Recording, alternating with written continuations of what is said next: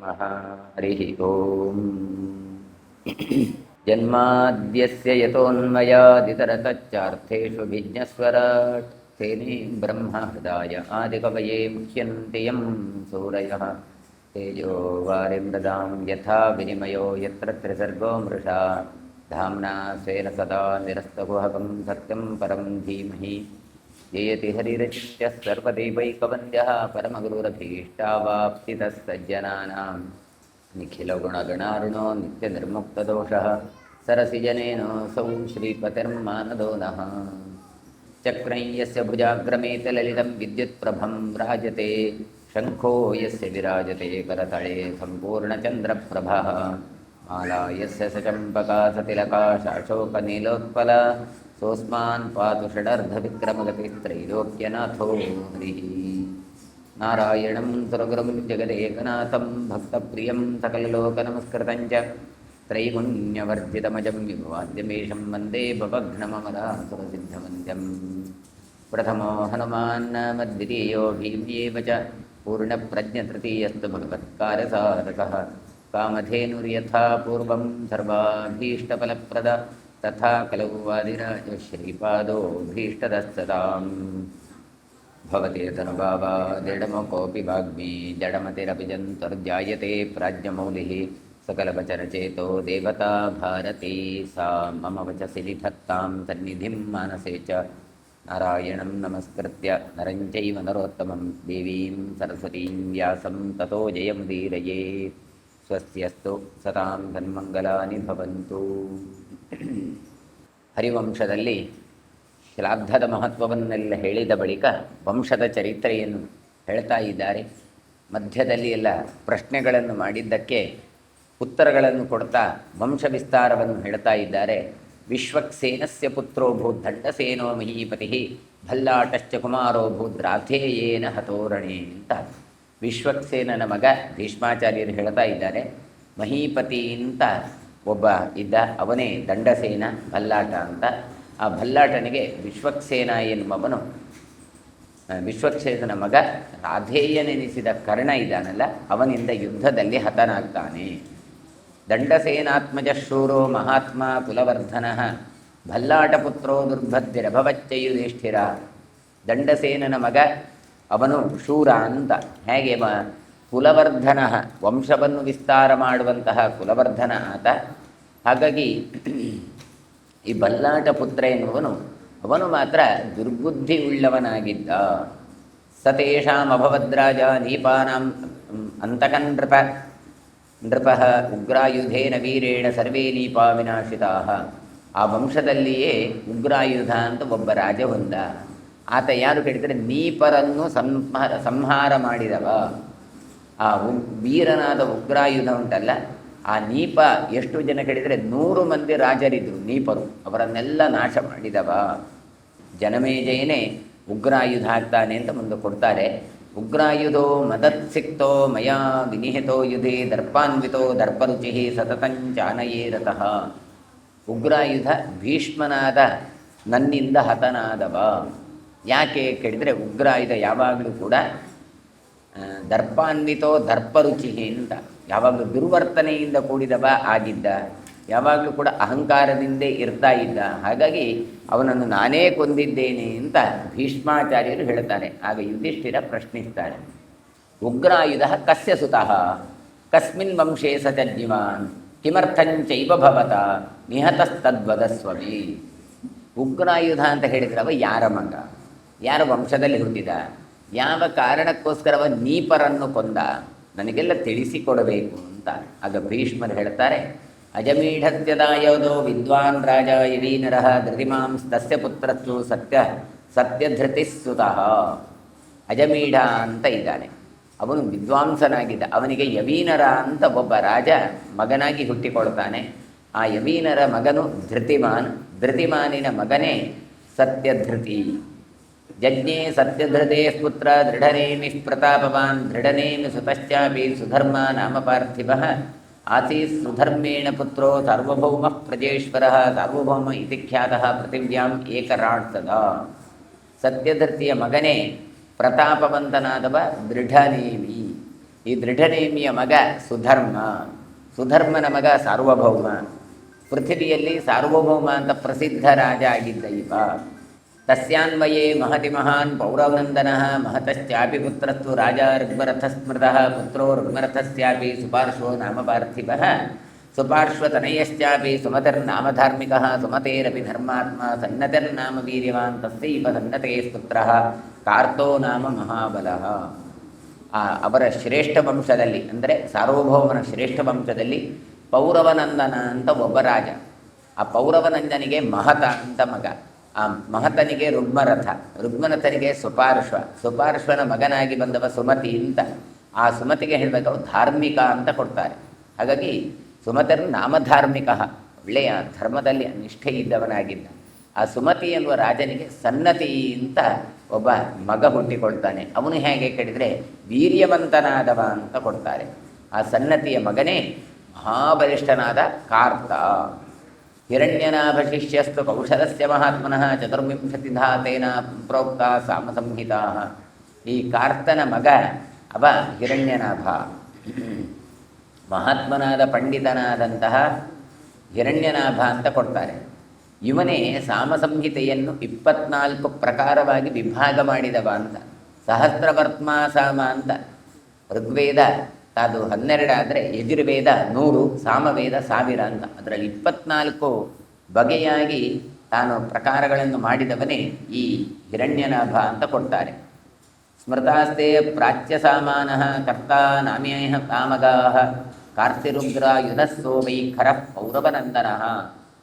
ಕಾರ್ತನಿಂದ ವಿಭಾಗಿಸಲ್ಪಟ್ಟಂತಹ ಯಾವ ಪ್ರಾಚ್ಯ ಸಾಮಗಳು ಅಂತ ಇದ್ದಾವೆ ಅವುಗಳನ್ನೇ ಇವತ್ತು ಕಾರ್ತ ಅಂತ ಕರೀತಾರೆ.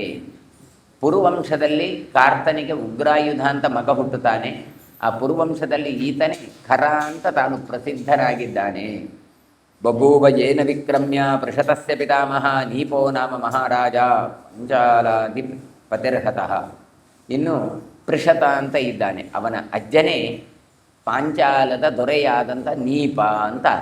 ಆ ನೀಪನನ್ನು ಕೊಂದವನು ಇವನ ಅಜ್ಜನೇ ಅಂತ ಕೊಡ್ತಾರೆ. ನೀಪೋ ನಾಮ ಮಹಾರಾಜ ಪಾಂಚಾಲಾಧಿಪತಿರ್ಹತಃ, ಪಂಚಾಲದ ದೊರೆ. ಹಾಗಾಗಿ ನೀಪ ಎನ್ನುವಂಥ ರಾಜನನ್ನು ಕೊಂದದ್ದು ಯಾರು? ಅವ ಉಗ್ರಾಯುಧಸ್ಯ ಪುತ್ರ ದುಷ್ಪ್ರಸ್ತ್ರೈನಃ ಸದಾ ಭವತ್ ರಾಜ್ಞಾಂ ಕನ್ಯಾಹರಸ್ತತ್ರ ಮುನಿಪತ್ರಿ ಪ್ರದರ್ಶಕ. ಕಾರ್ತನ ಮಗ ಉಗ್ರಾಯುಧ. ಹಾಗಾಗಿ ಉಗ್ರಾಯುಧ ಹೇಗಿದ್ದ? ದುಷ್ಟ ಸ್ತ್ರೈಣ ಸದಾ ಭವತ್ ಅಂತ ದುಷ್ಟನಾಗಿದ್ದ. ಅಷ್ಟು ಮಾತ್ರ ಅಲ್ಲ, ಮತ್ತೆ ಹೆಣ್ಣು ಮಕ್ಕಳನ್ನು ಯಾವಾಗಲೂ ಕೂಡ ತಾನು ಅಪಹರಿಸ್ತಾ ಇದ್ದ. ಅದು ಕೂಡ ಸಾಮಾನ್ಯ ಹೆಣ್ಣು ಮಕ್ಕಳಲ್ಲ, ರಾಜ್ಞಾಂ ಕನ್ಯಾಹರಸ್ತತ್ರ, ರಾಜರ ಮಹಾರಾಜರ ರಾಜಕುಮಾರಿಯರನ್ನೆಲ್ಲ ಮಕ್ಕಳನ್ನೆಲ್ಲ ತಾನು ಅಪಹರಿಸ್ತಾ ಇದ್ದ. ಇಷ್ಟು ಮಾತ್ರ ಅಲ್ಲ, ಮುನಿಪತ್ನಿ ಪ್ರದರ್ಶಕ, ಮುನಿಪತ್ನಿಯನನ್ನು ಬಲಾತ್ಕಾರ ಮಾಡ್ತಾ ಇದ್ದ. ಉಗ್ರಾಯುಧಸ್ಯ ದಾಯಾದಃ ಕ್ಷೇಮೋ ನಾಮ ಮಹಾಯಶಃ ಕ್ಷೇಮ ಸುವೀರೋ ನೃಪತಿ ಸುವೀರಾತ್ತು ನೃಪಂಜಯ ನೃಪಂಜಯಾದ್ ಬಹುರಥಃ ಇತ್ಯೇತೆ ಪೌರವಾ ಸ್ಮೃತಾಃ ಸ ಚಾಪ್ಯುಗ್ರಾಯುಧಸ್ತಾತ ದುರ್ಬುದ್ಧಿರ್ವೈರಕೃತಸ್ತದಾ. ಉಗ್ರಾಯುಧನಿಗೆ ಮಹಾಕೀರ್ತಿ ಸಂಪನ್ನನಾದ ಒಬ್ಬ ಮಗ ಹುಟ್ಟಿಕೊಳ್ತಾನೆ, ಅವನೇ ಕ್ಷೇಮ ಅಂತ. ಕ್ಷೇಮನಿಂದ ಸುವೀರ, ಸುವೀರನಿಂದ ನೃಪಂಜಯ, ನೃಪಂಜನೆಯಿಂದ ಬಹುರಥ ಅಂತ ಹುಟ್ಟಿಕೊಳ್ತಾನೆ. ಹೀಗೆ ಇವರನ್ನೆಲ್ಲ ಸೇರಿಸಿ ಪೌರವರು ಅಂತ ಕರಿತೇವೆ. ಉಗ್ರಾಯುಧನೇ ಯಾವಾಗಲೂ ಕೂಡ ದುರ್ಬುದ್ಧಿ ಉಳ್ಳವನು, ವೈರವನ್ನು ಮಾಡುವವನು ಆಗಿದ್ದವ. ಬೇರೆಯವರೆಲ್ಲ ಒಳ್ಳೆಯವರಾಗಿದ್ದರು ಅಂತ ಇಲ್ಲಿ ಉಲ್ಲೇಖ ಮಾಡ್ತಾನೆ. ಪ್ರವೃದ್ಧ ಚಕ್ರೋ ಬಲವಾನ್ ನೀಪಾಂತ ಕರ್ಣೋ ಅಭವತ್ ಸದರ್ಪಣೋ ಹತೋ ಸದರ್ಪಪೂರ್ಣೋ ಹತ್ವಾಜೌ ನೀಪಾನನ್ಯಾಂಶ್ಚ ಪಾರ್ಥಿವಾನ್. ಈತ ಬಲಿಷ್ಠನಾದವ. ಇವ ಏನು ಮಾಡ್ತಾನೆ ಕೇಳಿದರೆ ಚಕ್ರವನ್ನು, ಯಾರು ಉಗ್ರಾಯುಧ, ಚಕ್ರವನ್ನು ಪ್ರಯೋಗಿಸಿ ನೀಪರನ್ನು ಕೊಲ್ತಾನೆ. ದರ್ಪಪೂರ್ಣನಾದ ಇವನು ಯುದ್ಧದಲ್ಲಿ ನೀಪರಾದ ರಾಜರುಗಳನ್ನೆಲ್ಲ ಕೊಂದಿದ್ದಾನೆ. ಇವನ ಹತ್ರ ಒಂದು ಚಕ್ರ ಇತ್ತು ಅಂತ ಕೊಡ್ತಾನೆ. ಪಿತರಿ ಯುಪರತೆ ಮತ್ಯಂ ಶ್ರಾವಯಾಮಾಸ ಕಲ್ವಿಷಂ ಮಾಂ ಅಮಾತ್ಯೈ ಪರಿವೃತಂ ಶಯಾನಂ ಧರಣೀತಲೇ. ಇಷ್ಟೆಲ್ಲ ಯಾವಾಗ ಅಂತ ಕೇಳಿದರೆ ಭೀಷ್ಮಾಚಾರ್ಯರು ಯುಧಿಷ್ಠಿರನಿಗೆ ಹೇಳ್ತಾ ಇಲ್ಲ. ಹಾಗಾಗಿ ಭೀಷ್ಮಾಚಾರ್ಯರು ಅಂತಹ ಪ್ರಸಿದ್ಧರಾದವರು ಕೂಡ ನೀಪರನ್ನು ಕೊಲ್ಲಬೇಕಾದ್ರೆ ತಡಿಬೇಕಿತ್ತು, ತಡಿಲಿಲ್ಲ. ಯಾಕೆ ತಡಿಲಿಲ್ಲ? ಅದಕ್ಕೊಂದು ಕಾರಣವನ್ನು ಕೊಡ್ತಾ ಇದ್ದಾರೆ. ಪಿತರಿಯುಪರತೆ ಮತ್ಯಂ, ನನಗೆ ನನ್ನ ತಂದೆ ಸತ್ತು ಹೋಗಿದ್ರು. ಯಾರು? ಶಂತನು ಮಹಾರಾಜನು. ಅವರು ಹೇಗೆ ಶ್ರಾವಯಾಮಾಸ ಕಿಲ್ಬಿಷಂ ಅಂತ ಹೇಳ್ತಾರೆ, ಮರಣ ಹೊಂದುವಾಗ ಅವರು ಮಲಗಿದ್ರು, ಇನ್ನೂ ಶವ ತೆಗೆದಿರಲಿಲ್ಲ ಅಂತ ಅರ್ಥ. ಅಂತಹ ಸಂದರ್ಭದಲ್ಲಿ ಅಮಾತ್ಯರು, ಮಂತ್ರಿಗಳೆಲ್ಲ ಬಂದು ನನಗೆ ಹೇಳಿದರು, ದೂತರೆಲ್ಲ ಏನು ಹೇಳಿದರು? ಉಗ್ರಾಯುಧಸ್ಯ ಭೂಪಾಲ ದೂತೋಭ್ಯತ್ಯ ವಚೋಬ್ರವೀದ್ ದತ್ಯತ್ವಂ ಜನನೀಂ ಭೀಷ್ಮ ಗಂಧಕಾಳೀಂ ಯಶಸ್ವಿನೀಂ ಸ್ತ್ರೀರತ್ನಂ ಮಮ ಭಾರ್ಯಾರ್ಥೆ ಪ್ರಯಚ್ಛ ಕುರುನಂದನ. ಉಗ್ರಾಯುಧನ ದೂತ ಬಂದು ನನ್ನ ಹತ್ರ ಈ ಮಾತನ್ನು ಹೇಳಿದ. ಏನು ಅಂತ ಹೇಳಿ, ಭೀಷ್ಮ, ನಿನ್ನ ತಾಯಿ ಇದ್ದಾಳಲ್ಲ, ಯಾರವಳದು? ಭೀಷ್ಮ ಜನನೀಂ, ಯಾರು? ಗಂಧಕಾಳಿ. ಗಂಧಕಾಳಿ ನಿನ್ನ ತಾಯಿ, ಅವಳನ್ನು ನಾನು ಬಯಸಿದ್ದೇನೆ ಅಂತ ಹೇಳ್ತಾನೆ. ಯಾರು ಗಂಧಕಾಳಿ ಅಂತ ಹೇಳಿದರೆ ಮತ್ತೆ ಅದು ಸತ್ಯವತಿ, ಯೋಜನಾ ಗಂಧಿ ಅಂತ ಅವಳನ್ನು ಕರಿತೇವೆ ನಾವು. ಹಾಗಾಗಿ ಅವಳನ್ನು ನಾನು ಪಡಿಬೇಕು ಅಂತ ಇಚ್ಛೆ ಪಟ್ಟಿದ್ದೇನೆ ಅಂತ ಉಗ್ರಾಯುಧ ಹೇಳಿ ಕಳಿಸ್ತಾನೆ. ಅದು ಹೇಳುವಾಗ ಹೇಗೆ ಹೇಳ್ತಾನೆ ಕೇಳಿದರೆ, ಸ್ತ್ರೀರತ್ನಂ ಮಮ ಭಾರ್ಯಾರ್ಥೆ ಪ್ರಯಚ್ಛ ಕುರುನಂದನ. ಅವಳು ಸ್ತ್ರೀರತ್ನ, ಭಾಳೀ ಚಂದ, ಯೋಜನಗಂಧಿ. ಮೊದಲು ವಾಸನೆ ಅಂತ ಕೇಳಿದರೆ ವಾಸನೆ, ಆಮೇಲೆ ಪರಿಮಳ ಅಂದರೆ ಪರಿಮಳ. ಯಾಕೆ? ಪರಾಶರರ ಸಂಪರ್ಕ ಆದ ಬಳಿಕ ಆಕೆ ಯೋಜನಗಂಧಿ ಅಂತಾಗಿದ್ದಾಳೆ. ಹಾಗಾಗಿ ಅವಳನ್ನು ನನಗೆ ಪತ್ನಿಯನ್ನಾಗಿ ನೀನು ಕೊಡಬೇಕು.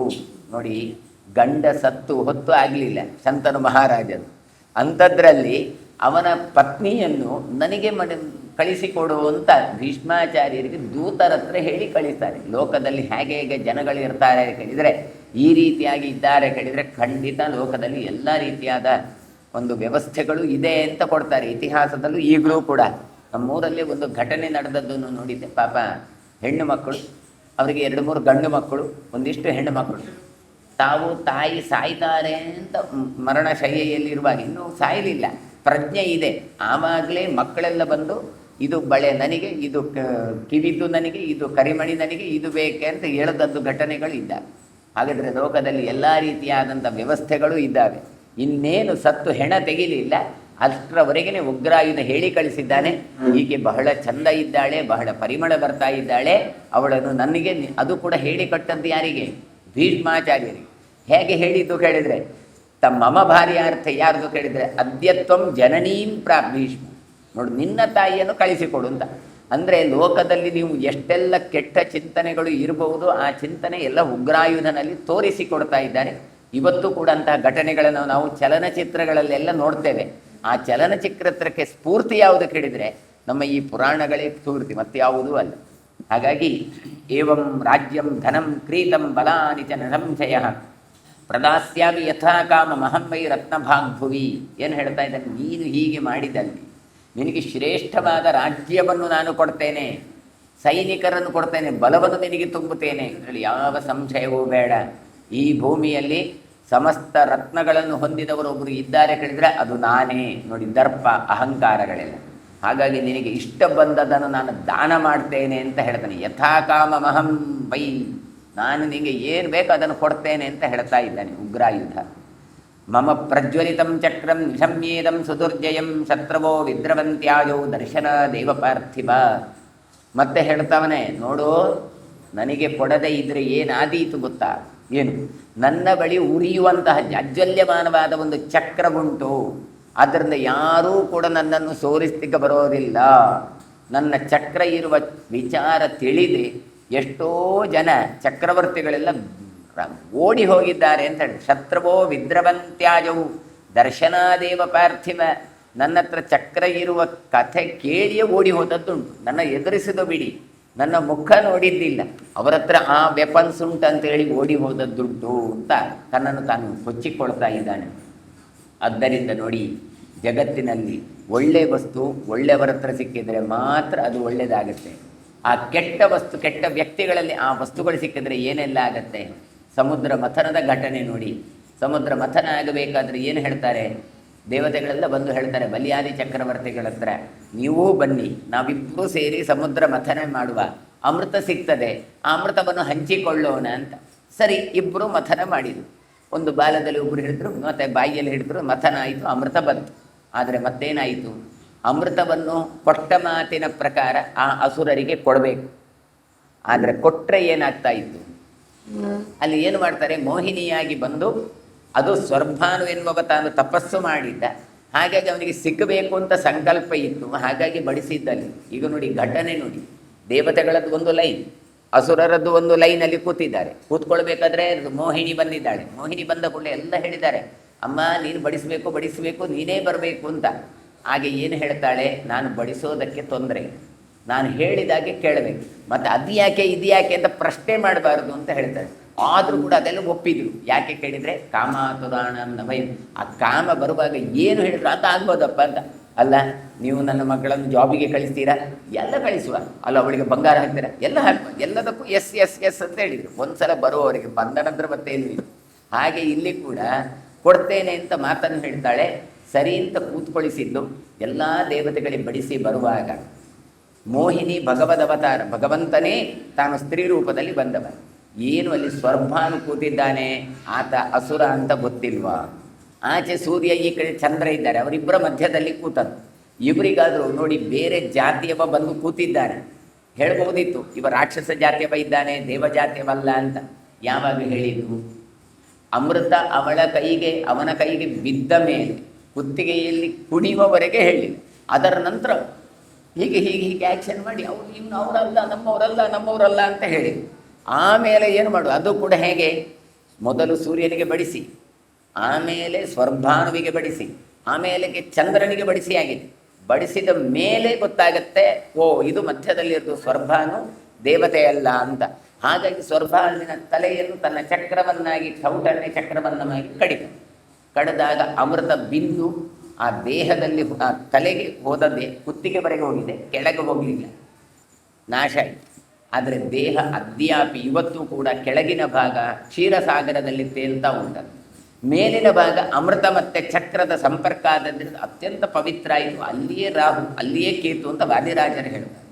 ಹಾಗಾಗಿ ನಮ್ಮ ಕಲ್ಪನೆ ಹೇಗೆ, ಕೆಳಗಿನ ಭಾಗ ರಾಹು, ಮೇಲಿನ ಭಾಗ ಕೇತು ಅಂತ ಅಲ್ಲವೇ ಅಲ್ಲ. ಮತ್ತೇನು ಕೇಳಿದರೆ ಮೇಲಿನ ಭಾಗದಲ್ಲಿ ಬ್ರಹ್ಮನ 100 ಜನ ಮಕ್ಕಳು ಕೇತುಗಳಿರ್ತಾರೆ, ಅಲ್ಲಿಯೇ ರಾಹುವೂ ಇದ್ದಾನೆ. ಹಾಗಾದರೆ ಅಮೃತ ಯಾಕೆ ಬರಬೇಕಾಯಿತು ಕೇಳಿದರೆ, ಇದೇ ಸ್ವರ್ಗಾನು ಅಮೃತ ಬರಬೇಕು ಅಂತ ತಪಸ್ಸನ್ನು ಮಾಡಿದ್ದ. ಹಾಗಾಗಿ ಅವನಿಗೆ ತಪಸ್ಸಿಗೆ ಸರಿಯಾಗಿ ವರವನ್ನು ಕೊಟ್ಟಿದ್ದರು. ಹಾಗಾಗಿ ಅವನಿಗೆ ಅಮೃತ ಕುಡಿಬೇಕು. ಆದರೆ ಅದನ್ನು ಕುಡಿದದ್ರಿಂದ ಲೋಕ ಕಂಟಕನಾಗಬಾರದು ಎನ್ನುವ ದೃಷ್ಟಿಯಿಂದಾಗಿ ಅಲ್ಲಿ 100 ಜನ ಕೇತು ದೇವತೆಗಳು ಬಂದು ಕೂತುಕೊಂಡರು. ಹಾಗಾಗಿ ರಾಹು ಕೇತು ಎರಡೂ ಕೂಡ ಒಂದೇ ಅಧಿಷ್ಠಾನದಲ್ಲಿ ಇರುವಂಥದ್ದು. ಹಾಗಾಗಿ ಆಹುತಿಗಳನ್ನು ಕೊಡಬೇಕಾದ್ರೆ ರಾಹುವಿಗೆ ಕೊಡುವಾಗ ರಾಹು ಎನ್ನುವಂಥ ಅಸುರನಿಗಲ್ಲ, ಅದರ ಒಳಗಿರುವ ವರಾಹರೂಪಿ ಭಗವಂತನಿಗೆ ಅಂತ ಚಿಂತನೆ ಮಾಡಬೇಕು. ಇಲ್ಲಿ ಗಮನಿಸಬೇಕು ನಾವು. ಹಾಗಾದರೆ ಅಂತಹ ಸ್ವರ್ಭಾನು ಮತ್ತು ಸೂರ್ಯ ಚಂದ್ರ ಎಲ್ರಿಗೂ ಅಮೃತ ಸಿಕ್ಕಬೇಕು ಕೇಳಿದರೆ ಜನ್ಮಾಂತರದ ಪುಣ್ಯ ಬಹಳಷ್ಟು ಸಾಧನೆ ಮಾಡಿದೆ. ಅದು ಏನೂ ಇಲ್ಲದೆ ಅಸುರರಿಗೂ ಕೂಡ ಸಮುದ್ರ ಮಥನದಲ್ಲಿ ಮಾಡಿದ್ದಾರೆ, ಅವರಿಗೂ ಪಾಲು ಕೊಡುವ ನಾನು ಸತ್ಯಂ ಭಟ್ಟ ಅಂತ ಹೇಳಿ ಒಂದು ವೇಳೆ ಕೊಡ್ತಾ ಇದ್ರೆ ಏನಾಗ್ತಾ ಇತ್ತು. ಅಷ್ಟಕ್ಕೆ ಗಲಾಟೆ ಆಗಿದೆ, ಯುದ್ಧ ಆಗಿದೆ, ಎಷ್ಟೋ ಅಸುರರು ದೇವತೆಗಳ ಮೇಲೆ ಬಂದಿದ್ದಾರೆ. ಹಾಗಾದರೆ ಏನು, ದುಷ್ಟರ ಕೈಗೆ ಒಳ್ಳೆ ವಸ್ತು ಸಿಕ್ಕಬಾರದು. ಹಾಗಾಗಿ ಕೊಡಲಿಲ್ಲ ಅಮೃತವನ್ನಷ್ಟೇ ಬಿಟ್ಟರೆ ಇಲ್ಲಿ ತಾರತಮ್ಯ ಮಾಡುವ ಉದ್ದೇಶ ಇರಲಿಲ್ಲ. ಹಾಗೆ ಕೊಡದೇನೇ ಇಷ್ಟು ಗಲಾಟೆ ಮಾಡಿದ್ದಾರೆ ರಕ್ಕಸರು. ಇನ್ನು ಕೊಟ್ಟರೆ ಏನಾಗ್ತಾ ಇತ್ತು ಅಂತ ಆಲೋಚನೆ ಮಾಡಿ. ಒಬ್ಬ ರೌಡಿಯ ಕೈಯಲ್ಲಿ ಪಿಸ್ತೂಲ್ ಕೊಟ್ಟರೆ ಹೇಗಾಗುವುದು, ಅದೇ ರೀತಿಯಾಗಿ ಉಗ್ರಾಯುಧ ಎನ್ನುವ ದುಷ್ಟ, ಈ ದುಷ್ಟನ ಕೈಯಲ್ಲಿ ಚಕ್ರ ಸಿಕ್ಕಿತು, ಏನಾಯಿತು, ಎಲ್ಲ ಇನ್ನಷ್ಟು ದುಷ್ಟತನ ಮೆರಿತಾ ಹೋಯಿತು. ಎಷ್ಟೋ ಜನರಿಗೆ ನೋಡಿ ಹೇಗೆ, ನಾನು ಮಾಡಲಿಲ್ವ, ನಾನು ಇಲ್ವ, ನನ್ನ ಹತ್ರ ಸಾಮರ್ಥ್ಯ ಇಲ್ವ, ನಾನು ಸರಿ ಅಲ್ವಾ ಅಂತ ಎನ್ನುವಂಥ ಅಹಂಕಾರಗಳು ಬಂದು ಬಿಡತ್ತೆ. ಅದೇ ರೀತಿಯಾದಂಥ ದರ್ಪ ಇದರಲ್ಲಿ ಇತ್ತು. ಹಾಗಾಗಿ ಹೇಳ್ತಾನೆ, ಶತ್ರವೋ ವಿದ್ರವಂತೆ, ನನಗೆ ಯಾರಿದ್ದಾರೆ ಎದುರು, ನಾನು ಬರಬೇಕಾದ್ರೆ ಮಾಡುವ ಕೆಲಸ ಏನು, ಎಷ್ಟು ದುಷ್ಟ ಅಂತ ಗೊತ್ತಾಗತ್ತೆ. ಹಾಗಾಗಿ ಈತ ರಾಷ್ಟ್ರಚ್ಛೇತಸಿ ಛೇತ್ಸ್ವಸಿ ಪ್ರಾಣಾನ್ಮ ಕುಲಸ್ಯವ ಶಾಸನೆ ಮಮತಿಷ್ಠತ್ವಂ ನಹಿತೇ ಶಾಂತಿರನ್ಯಥ ಇವ ಹೇಳ್ತಾನೆ. ಮತ್ತು ಈ ದೂತ, ನಿನ್ನ ರಾಜ್ಯಕ್ಕೆ, ಪ್ರಾಣಕ್ಕೆ, ಕುಲಕ್ಕೆ ನೀನು ಮಂಗಳವನ್ನು ಬಯಸ್ತಿ ಅಂತಾದರೆ ನನ್ನ ಶಾಸನವನ್ನು ಅನುಷ್ಠಾನ ಮಾಡು, ಇಲ್ಲದ್ರೆ ನಿನಗೆ ಶಾಂತಿ ದೊರಕುವುದಿಲ್ಲ. ಏನು, ನಿನ್ನ ತಾಯಿಯನ್ನು ನನಗೆ ಕೊಟ್ಟು ಕಳಿಸು ಅಂತ ಹೇಳ್ತಾನೆ. ಅಹಂ ಪ್ರಸ್ತಾರ ಶಯನೆ ಶಯಾನಸ್ತೇನ ಚೋದಿತಃ ದೂತಾಂತರಿತ ಮೇ ತದ್ವೈ ವಾಕ್ಯಮಗ್ನಿ ವಿಶೋಪಮಂ ಶರೀರಂ ಮೇ ದಹತ್ಯಸ್ಯ ವಾಕ್ಯಂ ಚೈತದ್ದುರಾತ್ಮನಃ. ಹೀಗೆ ದರ್ಭೆಯ ಚಾಪೆಯಲ್ಲಿ ನನ್ನ ತಂದೆ ಮಲಗಿದ್ದಾರೆ ಅಂದರೆ ಇನ್ನೂ ಶವ ತೆಗಿಲಿಲ್ಲ. ದೂತನ ಈ ಮಾತು ಕೇಳಿದ್ದೇ ತಡ. ನನಗೆ ಹೇಗಾಯಿತು ಹೇಳಿದರೆ, ವಿಷದಗ್ನಿಯಂತೆ ಮಾತಿನಿಂದ ಚುಚ್ಚಿತು. ತಂದೆ ಸತ್ತ ದುಃಖಕ್ಕಿಂತ ಹೆಚ್ಚು ದುಃಖ ಇದಾಗ್ತಾ ಹೋಯಿತು. ವಿಧೆಯಾಗಿದ್ದಾಳೆ ನನ್ನ ತಾಯಿ, ಆಕೆಯನ್ನು ಈತ ಬಯಸ್ತಾ ಇದ್ದಾನೆ. ಹಾಗಾಗಿ ಉಗ್ರಾಯುಧನ ಮಾತುಂಟಲ್ಲ, ಅದು ನನ್ನನ್ನು ಸುಡ್ಲಿಕ್ಕೆ ಆರಂಭ ಆಯಿತು. ತಥೋಹಂ ತಸ್ಯ ದುರ್ಬದ್ಧೇರ್ವಿಜ್ಞಾಯ ಮತಮಚ್ಯುತ ಆಜ್ಞಪ್ತವಾನ್ ವೈ ಸಂಗ್ರಾಮಂ ಸೇನಾಧ್ಯಕ್ಷಾಂಶ್ಚ ಸರ್ವಶಃ.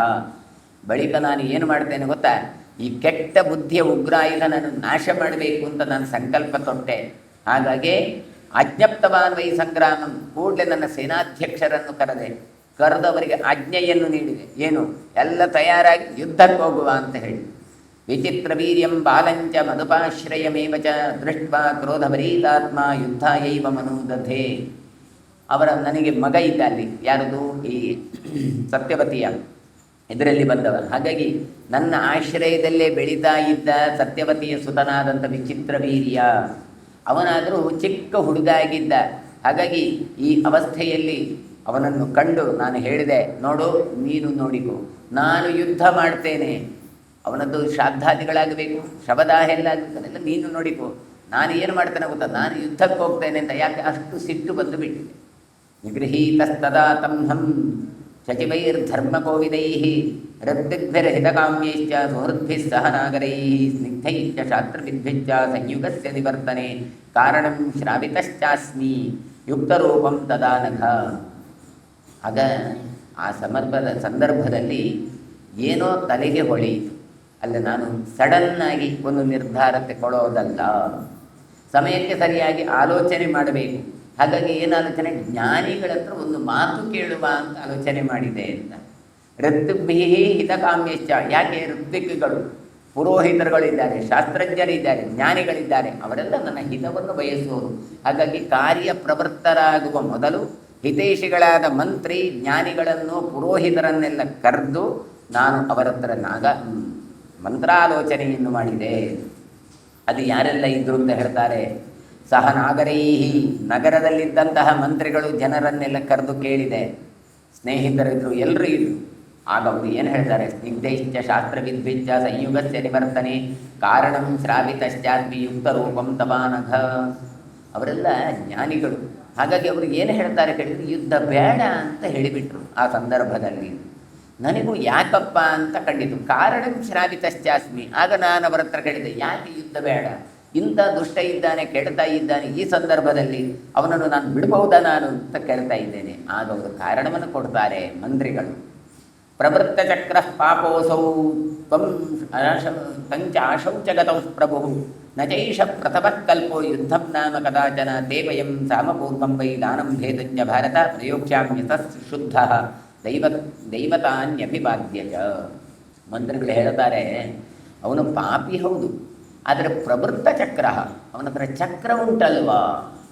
ಹಾಗಾಗಿ ಚಕ್ರ ಇದ್ದದ್ರಿಂದ ಆ ಚಕ್ರವನ್ನು ಪ್ರಯೋಗ ಮಾಡಿದರೆ ನಮಗದನ್ನು ತಡಿಲಿಕ್ಕೆ ಸಾಧ್ಯವಾ?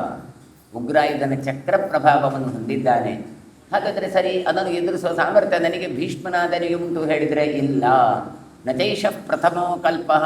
ಯಾಕೆ ಗೊತ್ತಾ, ತ್ವಂ ಅಶೌಚಗತಃ, ನೀನು ಅಶುಚಿಯಾಗಿದ್ದಿ. ನೀವು ಅಶುಚಿಯಾದದ್ರಿಂದ, ಅಶುಚಿಯಾಗಿರುವಾಗ ಸೂತಕದಲ್ಲಿ ಯುದ್ಧ ಮಾಡಲಿಕ್ಕಿಲ್ಲ. ತೇ ವಯಂ ನಾಮಪೂರ್ವಂ. ಹಾಗಾದರೆ ಇದೇನು ಮಾಡಬೇಕು ಕೇಳಿದರೆ ಇಷ್ಟೇ, 12 ದಿನ ಕಾಯಬೇಕು. 12 ದಿನ ಕಾದ ಬಳಿಕ, ನೀನು ಶುದ್ಧ ಆದ ಬಳಿಕ ನೀನು ಪ್ರಯೋಕ್ಷ್ಯಾಮ್ಯತಃ ಶುದ್ಧೋ ದೇವತಾನ್ಯಭಿವಾದ್ಯದ, ದೇವತೆಗಳಿಗೆ ನಮಸ್ಕಾರ ಮಾಡಿ ಆಮೇಲೆ ಯುದ್ಧಕ್ಕೆ ಹೊರಡು. ಅದು ಕೂಡ ಹೇಗೆ, ಸಾಮದಾನ ಭೇದ ಉಪಾಯಗಳನ್ನೆಲ್ಲ ಮಾಡಿ ಆಮೇಲೆ ಮಾಡಬೇಕು. ತೇ ವಯಂ ಸಾಮಪೂರ್ವಂ ವೈ ದಾನಂ ಭೇದಂಚ ಭಾರತ. ಹಾಗಾಗಿ ಸಾಮ ದಾನ ಭೇದ ಆಗದಿದ್ದರೆ ದಂಡ. ಏನೋ ಅವ ಹೇಳಿದ ಅಂತ ಹೇಳಿಕೊಂಡು ಒಂದೇ ಸಲ ಹೋಗೋದಲ್ಲ, ನಿನಗೆ ಸೂತಕ ಉಂಟು. ಸೂತಕ ಇದ್ದರೆ ಏನಾಯಿತು, ಕೃತಕೃತ್ವಸ್ಯಯನೋ ವಿಪ್ರೈ ಹುತಾಗ್ನಿಂ ವಾಚ್ಯಮೈ ದ್ವಿಜಾನ್ ಬ್ರಾಹ್ಮಣೈರನುಜ್ಞಾತಃ ಪ್ರಯಾಸ್ಯಸಿ ಜಯಾಯ ವೈ. ಕೃತಸ್ವಸ್ಥೇನ, ಕೇವಲ ಶ್ರಾದ್ದಾದಿಗಳನ್ನು ಸಪಿಂಡೀಕರಣ ಭೋಜ್ಯಾದಿಗಳನ್ನು ಮಾಡಿದರೆ ಸಾಲದು, ಮತ್ತೆ ಮಂಗಳ ಪುಣ್ಯವನ್ನು ಮಾಡಿಸಿಕೊಳ್ಳಬೇಕು. ಮುಂದೆ ಬ್ರಾಹ್ಮಣರಿಂದ ಪುಣ್ಯವಾಚನಗಳನ್ನೆಲ್ಲ ಮಾಡಿ ಅಗ್ನಿಯನ್ನು ಬ್ರಾಹ್ಮಣರನ್ನೆಲ್ಲ ಆರಾಧಿಸಿ ಅವರ ಅಪ್ಪನೆಯನ್ನು ಪಡೆದು ಮತ್ತೆ ಜಯಕ್ಕೋಸ್ಕರ ಯುದ್ಧಕ್ಕೆ ಹೊರಡಬೇಕು. ನೋಡಿ, ಯುದ್ಧಕ್ಕೆ ಹೊರಟಾಗ ಏನೆಲ್ಲ ಕೆಲಸ ಉಂಟು ನೋಡಿ. ವಿದ್ಯಾರಂಭೆ ವಿಮಾಹೇಶ ಪ್ರವೇಶೆ ನಿರ್ಗಮೇತತ ಸಂಗ್ರಾಮೇ. ಯುದ್ಧಕ್ಕೆ ಹೊರಡಬೇಕಾದ್ರೂ ಗಣಪತಿ ಪೂಜೆ ಮಾಡಿಯುವುದು. ಇದು ಪದ್ಮಪುರಾಣದಲ್ಲಿ ಬರುತ್ತೆ. ಹಿರಣ್ಯಾಕ್ಷ ಯುದ್ಧಕ್ಕೆ ಬರ್ತಾನೆ. ಯುದ್ಧಕ್ಕೆ ಬಂದ ಕೂಡಲೇ ದೇವತೆಗಳು ಯುದ್ಧಕ್ಕೆ ಹೋಗ್ತಾರೆ, ಸೋತು ಹೋಗ್ತಾರೆ. ಸೋತು ಹೋದ ಬಳಿಕ ಮತ್ತೆ ಮಹಾವಿಷ್ಣು ಹತ್ರ ಹೋಗಿ ಪ್ರಾರ್ಥನೆ ಮಾಡ್ತಾರೆ, ನಾವೆಲ್ಲೂ ಸೋತೆವು ಅಂತ. ತಪಸ್ಸೆಲ್ಲ ಮಾಡುವಾಗ ಮಹಾವಿಷ್ಣು ಬರ್ತಾನೆ, ಕೇಳ್ತಾನೆ ದೇವತೆಗಳ ಹತ್ರ, ಇಂದ್ರಾದಿ ದೇವತೆಗಳಲ್ಲಿ ಏನು ಅಂತ. ಏನಿಲ್ಲ, ಹಿರಣ್ಯಾಕ್ಷ ಬಂದು ಪೆಟ್ಟು ಕೊಟ್ಟ, ನಾವು ಪೆಟ್ಟು ತಿದ್ದು ಬಂದೆವು ಅಂತ. ಹೌದಾ, ನೀವು ಹೋದ್ರ ಪೆಟ್ಟಿಗೆ? ಹೌದು. ಯುದ್ಧಕ್ಕೆ ಹೋದ್ರಿ? ಅಲ್ಲ, ಯುದ್ಧಕ್ಕೆ ಹೋಗುವಾಗ ಗಣಪತಿ ಪೂಜೆ ಮಾಡಿದ್ರ? ಪೂಜೆ ಮಾಡುವುದಿಲ್ಲ, ಪೆಟ್ಟು ಕೊಡ್ತಾ ಇದ್ದಾರೆ, ಪೂಜೆ ಮಾಡಲಿಕ್ಕೆ ಪುರ್ಸೋಟು ತಿರುಗಿ 4 ಕೊಟ್ಟೆವು ಅಂತ ಹೇಳಿದಂತೆ. ಆಗ ವರಾಹ ಹೇಳ್ತಾನೆ, ನೀವು ಗಣಪತಿ ಪೂಜೆ ಮಾಡಿ ಹೋಗ್ತಾ ಇದ್ರೆ ವಿಘ್ನ ಪರಿಹಾರ ಆಗ್ತಾ ಇತ್ತು, ಯುದ್ಧದಲ್ಲಿ ನೀವು ವಿಜಯಿಗಳಾಗ್ತಾ ಇದ್ರಿ. ನೀವು ವಿಘ್ನ ಪರಿಹಾರ ಮಾಡಿಕೊಳ್ಳಿಲ್ಲ, ಹಾಗಾಗಿ ನೀವು ಸೋತು ಹೋಗಿದ್ರಿ. ಹಾಗಾದ್ರೆ ಏನು ಮಾಡಬೇಕು? ಹೋಗಿ ಗಣಪತಿ ಪೂಜೆ ಮಾಡಿ ಅಂತ ಹೇಳಿದ್ರು. ಸರಿ, ಈತ ಗಣಪತಿ ಪೂಜೆ ಮಾಡುತ್ತಾರೆ. ಆಗ ಇದೇ ಭಗವಂತ ವರಾಹರೂಪಿ ಅವತಾರವನ್ನು ಮಾಡಿ ಆ ಹಿರಣ್ಯಾಕ್ಷನನ್ನು ಕೊಲ್ತಾನೆ. ಹಾಗಾದರೆ ಒಂದು ಯುದ್ಧಕ್ಕೆ ಹೋಗಬೇಕಾದ್ರೆ ಒಂದು ಕ್ರಮ ಅಂತ ಉಂಟು. ನೀವು ಅಶುಚಿಯಾಗಿರುವಾಗ ಸೂತಿಕದಲ್ಲಿ ಯುದ್ಧಕ್ಕೆ ಹೋಗಬಾರದು. ಹಾಗಾದರೆ ಯುದ್ಧಕ್ಕೆ ಹೋಗುವಾಗ ಪುಣ್ಯಾಹ ವಾಚನ ಮಾಡಿ ಆಶೀರ್ವಚನಗಳನ್ನೆಲ್ಲ ಪಡೆದುಕೊಂಡು ಜಯಶಾಲಿಯಾಗುವಂತ ಎಲ್ಲ ಕೇಳಿಸಿಕೊಂಡು ಆಮೇಲೆ ಯುದ್ಧಕ್ಕೆ ಹೋಗಬೇಕು. ಇದು ಧರ್ಮಯುದ್ಧ, ಇದು ಅದರ ಕ್ರಮ ಅಂತ ಅಲ್ಲಿ ತೋರಿಸಿಕೊಡ್ತಾರೆ. ಹಾಗಾಗಿ ಇಲ್ಲಿ ಕೂಡ ಹೇಳ್ತಾರೆ, ಅಸ್ತ್ರಾಣಿತನ ಪ್ರಯೋಜ್ಯಾನಿ ನಮ್ಮ ಪ್ರವೇಶ್ಯಸ್ಯ ಸಂಗ್ರಹ ಅಶೌಚೇ ವರ್ತಮಾನೇನ ವೃದ್ಧಾನಾಮಿತಿ ಶಾಸನಂ. ಅಶೌಚ ಇದ್ದಾಗ ಯುದ್ಧ ಮಾಡಲಿಕ್ಕಿಲ್ಲ ಅಂತ ಒಂದಾದರೆ, ಇನ್ನೊಂದು ಅಶೌಚ ಇದ್ದಾಗ ಮಂತ್ರ ಪ್ರಯೋಗ ಮಾಡುವಾಗಿಲ್ಲ. ಗಾಯತ್ರಿಯನ್ನು ಮಾನಸವಾಗಿ ಜಪ ಮಾಡಲಿಕ್ಕೆ ಇರುವಂತೆ ಹೊರತು ಬೇರೆ ಮಂತ್ರಗಳನ್ನು ಜಪ ಮಾಡಲಿಕ್ಕಿಲ್ಲ. ಬೇರೆ ಮಂತ್ರಗಳನ್ನು ಜಪ ಮಾಡದೇ ಇದ್ದರೆ ಅದು ಅಸ್ತ್ರ ಆಗೋದಿಲ್ಲ, ಶಸ್ತ್ರ ಆಗಿ ಬಿಡ್ತದೆ. ಶಸ್ತ್ರ ಅಂದರೆ ಕೇವಲ ವೆಪನ್ಸ್, ಅಸ್ತ್ರ ಅಂದರೆ ಮಂತ್ರಪೂರಿತವಾಗಿ ಉಪಯೋಗ ಮಾಡುವಂಥದ್ದು. ಹಾಗಾಗಿ ಅವರ ಹತ್ರ ಚಕ್ರ ಉಂಟು, ವಿಶಿಷ್ಟವಾದದ್ದು ಉಗ್ರಾಯುಧರಲ್ಲಿ. ಹಾಗಾಗಿ ಅದನ್ನು ಎದುರಿಸಬೇಕಾದ್ರೆ ನೀನು ಮಂತ್ರ ಪ್ರಯೋಗ ಮಾಡುವಂತಹ ಅಸ್ತ್ರಗಳನ್ನು ಬಿಡಬೇಕಾಗತ್ತೆ. ಮಂತ್ರವನ್ನು ಪ್ರಯೋಗ ಮಾಡಲಿಕ್ಕೆ ಇಲ್ಲದೇ ಇದ್ದದ್ರಿಂದ ಅಶೌಚ ಕಾಲದಲ್ಲಿ ನೀನು ಯುದ್ಧಕ್ಕೆ ಹೋಗಬೇಡ ಅಂತ ತಡೆದರು. ಇದು ವೃದ್ಧಾನಾಮಪಿ ಶಾಸನಂ. ವೃದ್ಧರು, ಜ್ಞಾನವೃದ್ಧರು, ವಯೋವೃದ್ಧರು ಎಲ್ಲ ಇದ್ದಾರೆ, ಅವರು ಬಿಟ್ಟರು. ಅದಕ್ಕೆ ಹೇಳುವಂಥದ್ದು ಸಿಟ್ಟಿನ ಭರದಲ್ಲಿ ಕೈ ಕೊಡಬಾರದು. ಹಾಗಾಗಿ ನೋಡಿ, ವಿಚಾರ ಮಾಡಿದಾಗ ಹೌದಲ್ವಾ ಅಂತ ನಮಗೂ ಅನಿಸತ್ತೆ. ಹಾಗಾದರೆ ಅಸ್ತ್ರ ಮತ್ತು ಶಸ್ತ್ರ ಅಂತ, ಶಸ್ತ್ರ ಅಂದರೆ ಆಯುಧಗಳು, ತೆಗೆದು ಬಿಸಾಡುವುದು ಶಸ್ತ್ರಗಳು. ಆದರೆ ಅಸ್ತ್ರ ಹಾಗಲ್ಲ, ಮಂತ್ರಪೂರಿತವಾಗಿ ಬಿಡುವಂಥದ್ದು. ಅವುಗಳಿಗೆ ಸಾಮರ್ಥ್ಯ ಬಹಳ. ನೀವು ಎಲ್ಲಿ ಹೋಗುವುದು ಹೀಗೆ ಬಿಸಾಡಿದ್ರು ಅದನ್ನು ದಾಟಿ ಎಲ್ಲೆಲ್ಲಿಗೂ ಹೋಗುವಂಥ ಸಾಮರ್ಥ್ಯ ಅಸ್ತ್ರಗಳಿಗಿದೆ. ಹಾಗಾದರೆ ಅಸ್ತ್ರ ಆಗಬೇಕಾದ್ರೆ ಏನೂ ಬೇಕಾಗಿಲ್ಲ, ಒಂದಿಷ್ಟು ನೀರು ತೆಕ್ಕೊಂಡ್ರೆ ಸಾಕು. ನೀರು ತೆಕ್ಕೊಂಡು ಕೊಟ್ಟರು ಕೂಡ ಅದು ಹಿಡೀ ಶಾಪವಾಗಿ ಪರಿಣಾಮ ಆಗತ್ತೆ, ಅದು ಅಸ್ತ್ರ ಆಗಿ ಬಿಡುತ್ತೆ. ನಮ್ಮ ಹತ್ರ ಸಾಮರ್ಥ್ಯ ಇದೆ ಬ್ರಾಹ್ಮಣರಲ್ಲಿ. ಇದ್ದದ್ದು ಯಾರಿಗೂ ಗೊತ್ತಿಲ್ಲ, ಮರೆತು ಬಿಟ್ಟಿದ್ದೇವೆ. ಏನೋ ಸೂರ್ಯನಿಗೆ ಅರ್ಘ್ಯ ಬಿಡುತ್ತೇವೆ. ಏನಿದು? 1ನೇ ಸಲ ಕೊಡುವ ಅರ್ಘ್ಯದಿಂದ ಮಂದೇಹ ಎನ್ನುವಂಥ ಅಸುರರ ಆಯುಧಗಳು ನಾಶ ಆಗುತ್ತೆ. ಸೂರ್ಯಾಸ್ತ ಆಗುವಾಗ ಸೂರ್ಯನ ಕಿರಣಗಳನ್ನು ತಿನ್ನಲಿಕ್ಕೆ ಮಂದೇಹ ಎನ್ನುವಂಥ ಅಸುರರು ಬರ್ತಾರೆ. ಆ ಅಸುರರ ನಾಶಕ್ಕೋಸ್ಕರ 1ನೇ ಅರ್ಘ್ಯವನ್ನು ಕೊಡಬೇಕು. 2ನೇದ ಅರ್ಘ್ಯ ಕೊಟ್ಟಿತ್ತು ಕಡಿದ್ರೆ ಅವರ ರಥ ವಾಹನಗಳು ನಾಶ ಆಗತ್ತೆ. 3ನೇ ಸಲ ಅರ್ಘ್ಯ ಕೊಟ್ಟರೆ ಅವರೇ ನಾಶ ಆಗಿ ಹೋಗ್ತಾರೆ. ಹಾಗಾದರೆ ನೋಡಿ, ಎಂಥದ್ದು ಬೇಕು ನಮಗೆ? ಇನ್ನೊಬ್ಬರನ್ನು ನಾಶ ಮಾಡಬೇಕು ಕಡಿದ್ರೆ ಏನು ಬೇಡ, ಮಂತ್ರ ಹೇಳಿ ನೀರು ಬಿಟ್ಟರೆ ಸಾಕು. ಹಾಗಾದರೆ ಆ ಸಾಮರ್ಥ್ಯ ಬ್ರಾಹ್ಮಣರಲ್ಲಿ ಇದೆ. ಹಾಗಾಗಿ ಹೇಳಿದ್ದು, ಬ್ರಾಹ್ಮಣರು ಮಂತ್ರಾಧೀನಂತೂ ದೈವತಂ, ಮಂತ್ರಕ್ಕೆ ಅಧೀನವಾದದ್ದು ದೇವರು. ತನ್ಮಂತ್ರಂ ಬ್ರಾಹ್ಮಣಾಧೀನಂ. ಹಾಗಾಗಿ ಬ್ರಾಹ್ಮಣರಿಗೆ ಯಾಕೆ ಅಷ್ಟು ಮಹತ್ವ ಕೇಳಿದ್ರೆ, ಶಾಸ್ತ್ರಕ್ಕೆ, ಮಂತ್ರಕ್ಕೆ. ಆ ಮಂತ್ರವನ್ನೇ ಪ್ರಯೋಗ ಮಾಡಲಿಕ್ಕಾಗ್ತಾ ಇಲ್ಲಲ್ಲ, ಅದಕ್ಕೋಸ್ಕರವೇ ಹಿಂದಿನ ಕಾಲದಲ್ಲಿ ಅಶೌಚ ಕಾಲದಲ್ಲಿ ಮಂತ್ರಾದಿ ಪ್ರಯೋಗ ಮಾಡಲಿಕ್ಕಾಗದೇ ಇರೋದರಿಂದ ಒಂದು ಆಯುಧವನ್ನು ಹಿಡ್ಕೊಳ್ತಾ ಇರಬೇಕು ಜಾಗ್ರತೆಗೋಸ್ಕರ. ಹಾಗಾಗಿ ಕತ್ತಿಯೋ ಚೂರಿಯೋ ಯಾವುದೋ ತನ್ನ ಸೊಂಟದಲ್ಲಿ ಸಿಕ್ಕಿಸಿಕೊಂಡಿರಬೇಕು ಎಂದಿಗೂ ಕೂಡ. ಖಡ್ಗಾದಿಗಳು ಅದನ್ನು ತಪ್ಪಿಸಲಿಕ್ಕೆ ದುರ್ಬಲರು ಅಂತ. ಅದು ಹೋಗ್ತಾ ಹೋಗ್ತಾ ಹೋಗ್ತಾ ಎಲ್ಲಿವರೆಗೆ ಬಂತು ಕೇಳಿದರೆ, ಅದು ನಟ್ಟು ಬೋಲ್ಟಿನವರೆಗೆ ಬಂತು. ಈಗ ನಿಮಗೆ ಗೊತ್ತಿರ್ಬೋದು, ಆ ಶೌಚದಲ್ಲಿ ಒಂದು ಬಟ್ಟೆಯನ್ನು ಕಟ್ಟಿಕೊಳ್ಳಿಕ್ಕೆ ಉಂಟು, ಕರ್ಮವಸ್ತ್ರ ಅಂತ. ಆ ಕರ್ಮವಸ್ತ್ರದ ಒಳಗೆ ಇರುವಂಥದ್ದೇನು ಕೇಳಿದರೆ, ಕಬ್ಬಿಣದ ಬೋಲ್ಟು ನಟ್ಟು ಏನಾದರೂ ಇರುತ್ತೆ, ಆಣಿ ಇತ್ಯಾದಿಗಳೆಲ್ಲ. ಅದನ್ನು ಕಟ್ಟಿಕೊಂಡಿರ್ತಾರೆ. ಯಾಕೆ ಕೇಳಿದರೆ ಯಾರಿಗೂ ಗೊತ್ತಿಲ್ಲ, ಅದು ಆಯುಧ ಅಂತ ಲೆಕ್ಕ. ಆ ಆಯುಧ ಹೋಗಿ ಹೋಗಿ ಕಬ್ಬಿಣದ ವಸ್ತು ಅಂತ ಬಂತು. ಆ ಕಬ್ಬಿಣದ ವಸ್ತು ನಟ್ಟು ಬೋಲ್ಟು ಆಗ್ತದೆ, ಮತ್ತು ಅದನ್ನು ಹಾಕಿಕೊಂಡು ಅದರಲ್ಲಿ ಕಟ್ಟಿಕೊಂಡು ಇರ್ತೇವೆ. ಹೀಗೆ ಇಲ್ಲಿವರೆಗೆ ಬಂದಿದೆ. ನಿಜವಾಗಿ ದುರ್ಬಲರಾದದ್ರಿಂದ ರಕ್ಷಣೆಗೋಸ್ಕರ ಆಯುಧಗಳನ್ನು ಹಿಡ್ಕೊಳ್ತಾ ಇರಬೇಕು. ರಿಸ್ಕ್ ತಗೊಳ್ಬಾರದು. ಅದಕ್ಕೋಸ್ಕರ ಮನೆ ಬಿಟ್ಟು ಹೋಗ್ಲಿಕ್ಕಿಲ್ಲ. ಅವನಿಗೆ ದೈವಿಕ ಬಲವೂ ಇರೋದಿಲ್ಲ, ಇಮ್ಯುನಿಟಿ ಪವರು ಇರೋದಿಲ್ಲ, ಸ್ಮಶಾನಾದಿಗಳಿಗೆಲ್ಲ ಹೋಗಿ ಬಂದದ್ರಿಂದ. ಹಾಗಾಗಿ ಮನೆ ಬಿಟ್ಟು ಹೋಗಬಾರ್ದು. ಈಗ ಶವದಾಹವನ್ನು ಮಾಡ್ತಾರೆ, ಊರಿಡಿ ತಿರುಗಿದ್ರೆ ಉಪಾಯ ಇಲ್ಲ. ಯಾಕೆ ಹೇಳಿದರೆ ನಮ್ಮದೇ ತಪ್ಪು ಬೇಕಾಗ್ತದೆ. ಅಲ್ಲಿ ATM ಕಾರ್ಡ್ಗೆ ನಮ್ಮದೇ ಪಾಸ್ವರ್ಡ್ ಬೇಕಾಗತ್ತೆ, ನಾವೇ ಹೋಗಬೇಕಾಗತ್ತೆ. ಹೀಗೆ ಆ ಮಾಡಿದ ಹಿಂದೆ ಒಂದು ಕಾರಣ ಇರುತ್ತೆ, ಅದನ್ನು ಇಲ್ಲಿ ಕೊಡ್ತಾ ಇದ್ದಾರೆ. ಹಾಗಾಗಿ ಅಶೌಚ ಇದ್ದದರೊಂದಿಗೆ ಯುದ್ಧ ಮಾಡಬೇಡ ಅಂತ ಹೇಳಿದರು. ಸಾಮದಾನಾದಿಭಿ ಸಂಯುಕ್ತೈ ರವಿರ್ವೇದೇನ ವಾ ಪುನಃ ತಮ್ಮ ಹನಿಷ್ಯತೆ ಕ್ರಮ್ಯ ಶಂಬರಂ ಮಗವಾನಿವ. ಮುಂದೆ ನೀನು ಏನು ಮಾಡು ಗೊತ್ತಾ?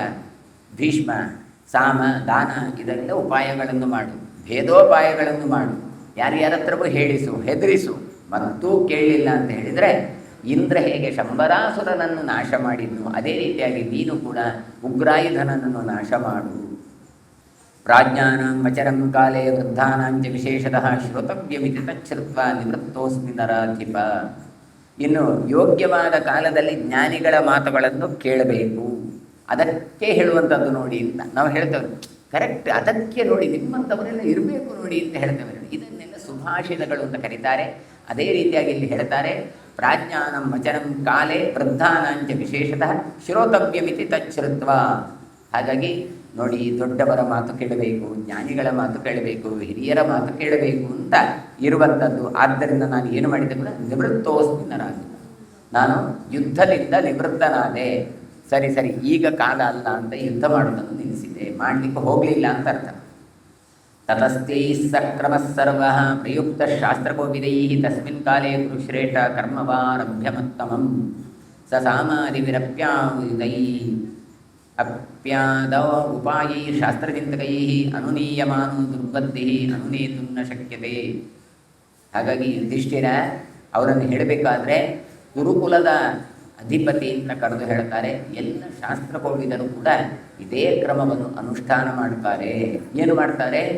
4 ಜನರ ಹತ್ರ ವಿಮರ್ಶೆ ಮಾಡಿಕೊಂಡು ಕೆಲಸ ಮಾಡ್ತಾರೆ. ಹಾಗಾಗಿ ಶುದ್ಧವಾದ ಬಳಿಕ ಶಾಸ್ತ್ರಜ್ಞರು ಏನು ಹೇಳುತ್ತಾರೆ ಅದೇ ರೀತಿಯಾಗಿ ಪುಣ್ಯಾಹ ವಾಚನಾದಿಗಳನ್ನೆಲ್ಲ ಮಾಡಿಕೊಂಡು ಸಾಮಧಾನಾದಿ ಉಪಾಯಗಳಿಂದ ದುರ್ಬುದ್ಧಿಯಾದಂಥ ಉಗ್ರಾಯುಧನನ್ನು ಸಮಾಧಾನಪಡಿಸಲು ಪ್ರಯತ್ನಿಸುತ್ತೇನೆ. ಆದರೆ ಆತ ಏನು ಮಾಡಿದ? ಅನುನೀಯಮಾನ ದುರ್ಬುದ್ಧಿ ಅನುನೇತು ಶಕ್ಯದ.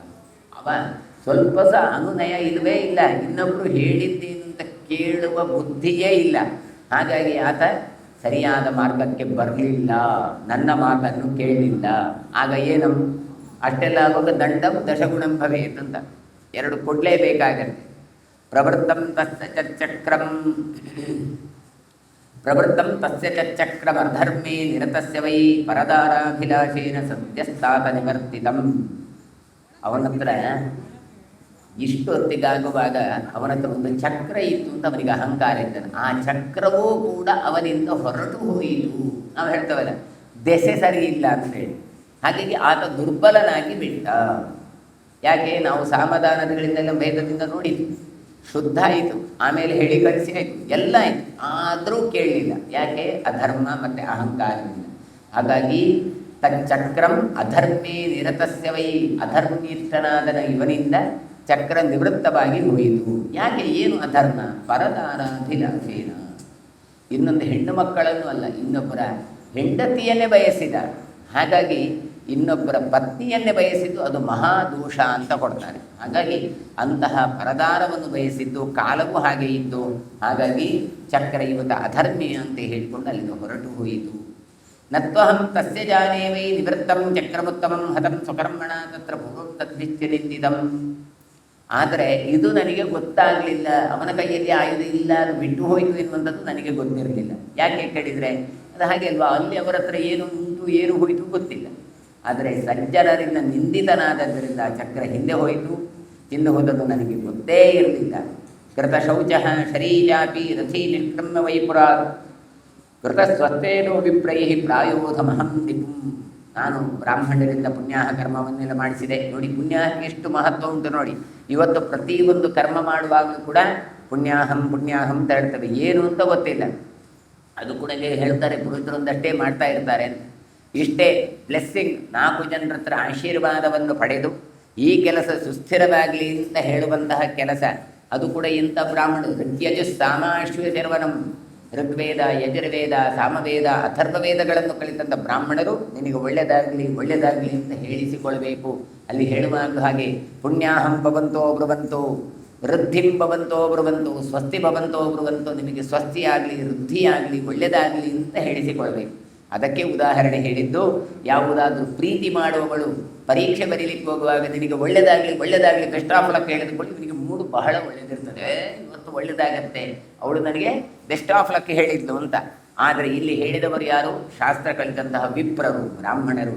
ಹಾಗಾಗಿ ಆ ಕಾಲ ಎನ್ನುವಂಥದ್ದು ಮುಖ್ಯ ಕಾಲವು ಸುಕಾಲವು ಪುಣ್ಯಾಹವೂ ಆಗಿರುತ್ತೆ. ಹಾಗಾಗಿ ಈತ ಏನು ಮಾಡ್ತಾನೆ ಹೇಳಿದರೆ, ಭೀಷ್ಮಾಚಾರ್ಯರು ಪುಣ್ಯಾಹಾದಿಗಳನ್ನೆಲ್ಲ ಮಾಡಿ ತಾನು ಶುಚಿರ್ಭೂತನಾಗಿ ಧನುರ್ಬಾಣಾದಿಗಳನ್ನು ಧರಿಸಿಕೊಂಡು ಪುರಾತ್ ಆ ಪಟ್ಟಣದ ಕಡೆಗೆ, ಯಾವ ಉಗ್ರಾಯುಧ ಇದ್ದಾನೆ ಅವನ ಪಟ್ಟಣದ ಕಡೆಗೆ ನಡೆದದ್ದು ಮಾತ್ರ ಅಲ್ಲ, ಪ್ರಾಯುಧಮಹಂ ನಿಪುಂ, ಅವನ ಮೇಲೆ ಆಯುಧವನ್ನು ಪ್ರಯೋಗ ಮಾಡಿದೆ. ತತಃ ಸಂಸರ್ಗಮಾಗಮ್ಯ ಬಲೇನಾಸ್ತ್ರಬಲೇನ ಚ ಪ್ರಿಯಹಂ ಮುಹೂರ್ತಮದ್ಯಧ್ವಂ ಮುಹೂರ್ತವದ್ಯುದ್ಧಂ ದೇವಾಸುರಮಿವಾಭವತ್. ಬಳಿಕ ಯುದ್ಧ ಭೂಮಿಗೆ ಬಂದು ಎಲ್ಲರೂ ಅಸ್ತ್ರಬಲದಿಂದ 3 ದಿನ ಕಾಲ ಯುದ್ಧವನ್ನು ಮಾಡಿದ್ದೇನೆ. ಕೇವಲ ಶಸ್ತ್ರ ಅಲ್ಲ, ಅಸ್ತ್ರ ಅಂದರೆ ಅಷ್ಟು ದುಷ್ಟ ಇದ್ದರೂ ಅಷ್ಟು ಸಾಮರ್ಥ್ಯ ಅವರಿಗೆ ಇತ್ತು ಅಂತ ತೋರಿಸಿಕೊಡ್ತಾರೆ. ಆ ಯುದ್ಧ ಹೇಗಿತ್ತು 3 ದಿನ ಕೇಳಿದರೆ, ದೇವಾಸುರರಿಗೆ ನಡೆದ ಯುದ್ಧ ಅಂತ ಹೇಳಿ ದೇವಾಸುರ ಮಿವಾಭವತ್ ಅಂತ ಹೇಳ್ತಾರೆ. ದೇವತೆಗಳಿಗೂ ಅಸುರರಿಗೂ ಇರುವಂತಹ ಯುದ್ಧ ಹೇಗಿರ್ಬೋದು ಆ ರೀತಿಯಾಗಿತ್ತು. ಆಮೇಲೆ 3 ದಿನ ಕಳೆದು 1 ಮುಹೂರ್ತ ಕಳೆದು ಹೋಯಿತು. ಮಯಾಸ್ತ್ರ ಪ್ರತಾಪೇನ ನಿರ್ದಗ್ಧೋ ರಣಮೂರ್ಧನಿ ಪಪಾತಾಭಿಮುಖ ಶೂರ ತ್ಯಕ್ವಾ ಪ್ರಾಣಮರಿಂದಮ. ಶೂರನಾದಂತಹ ಉಗ್ರಾಯುಧ ತನ್ನ ಅಸ್ತ್ರಜ್ವಾಲೆಯಿಂದ ಯುದ್ಧ ಭೂಮಿಯಲ್ಲಿ ತನ್ನ ಮೇಲೆ ಆಯುಧಗಳನ್ನು ಬಿಡ್ತಾನೇ ಇದ್ದಾನೆ. ಆದರೆ ನಾನು ಬಿಟ್ಟಂತಹ ಆಯುಧಗಳ ಜ್ವಾಲೆ ಉಂಟಲ್ಲ, ಅವನ ಮೇಲೆ ಬಿದ್ದು ಪಪಾತ ಅಭಿಮುಖ, ನನಗೆ ಅಭಿಮುಖವಾಗಿ ಕೆಳಗೆ ಬಿದ್ದ.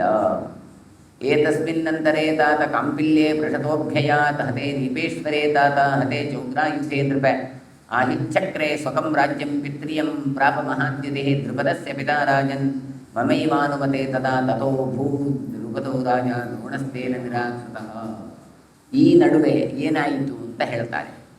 ನೀಪ ಅಂತ ಈಶ್ವರ, ನೀಪ ಅಂತ ಒಂದು ಜನಾಂಗ, ಆ ನೀಪೇಶ್ವರನಾದ ಉಗ್ರಾಯುಧನನ್ನು ಎದುರಿಸ್ತಾ ಇದ್ದ.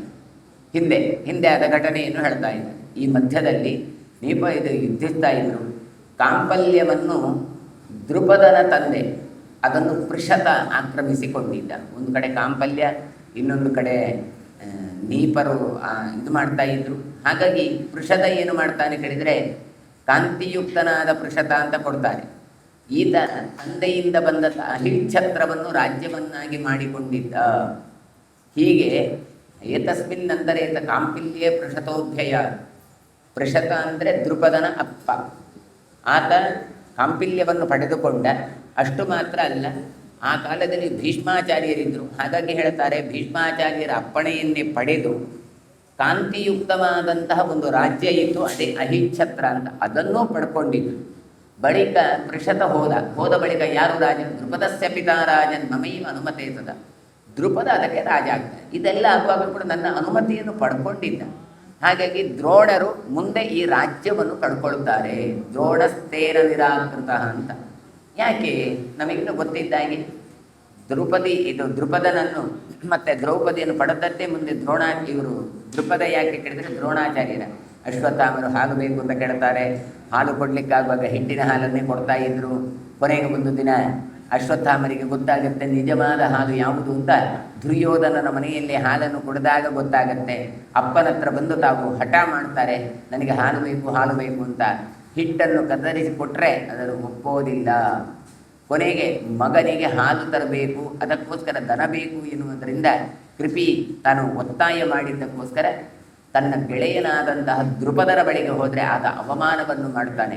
ಅವಮಾನಿತನಾದ ಆತ ಮತ್ತೆ ತಾನು ಕೌರವ ಪಾಂಡವರಿಗೆ ಪಾಠ ಇತ್ಯಾದಿಗಳನ್ನು ಹೇಳಿ ಶಿಷ್ಯರನ್ನಾಗಿ ಮಾಡಿಕೊಂಡು ಅಲ್ಲಿ ಅರ್ಜುನನಲ್ಲಿ ತಥೋ ಅರ್ಜುನೇನ ವೀರೇಣ ನಿರ್ಜಿತ್ಯ ದೃಪದಂ ರಣೆ ಅಂತ ಶಿಷ್ಯನನ್ನಾಗಿ ಮಾಡಿ ಗುರುದಕ್ಷಿಣೆ ಏನು ಬೇಕು ಕೇಳಿದರೆ ಆ ದೃಪದನ ಹೆಡೆಮುರಿ ಕಟ್ಟಿತ ಅಂತ ಹೇಳ್ತಾನೆ. ಹಾಗಾಗಿ ಅರ್ಜುನ ದೃಪದನನ್ನು ಯುದ್ಧದಲ್ಲಿ ಗೆದ್ದ ನಂತರ ಏನಾಯಿತು?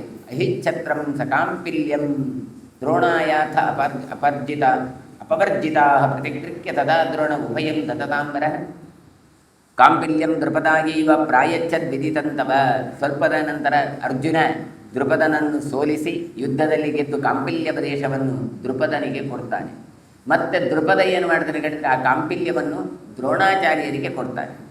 ದ್ರೋಣಾಚಾರ್ಯರು ಏನು ಮಾಡ್ತಾರೆ, ಕಾಂಪಿಲ್ಯ ಮತ್ತು ಪಾಂಚಾಲಿ ಎರಡೂ ದೇಶಗಳನ್ನು ತನ್ನದಾಗಿಸಿಕೊಂಡ್ರು. ಆದರೆ ಕಾಂಪಿಲ್ಯವನ್ನು ಮತ್ತೆ ದ್ರುಪದನಿಗೆ ಕೊಟ್ಟರು. ನಾನು ನೀನು ಸಮಾನಾಗಬೇಕಲ್ವ, ಇರಲಿ ಅಂತ ಕೊಟ್ಟರು ಅಂತ ವಿಷಯ ಹೇಳ್ತಾರೆ.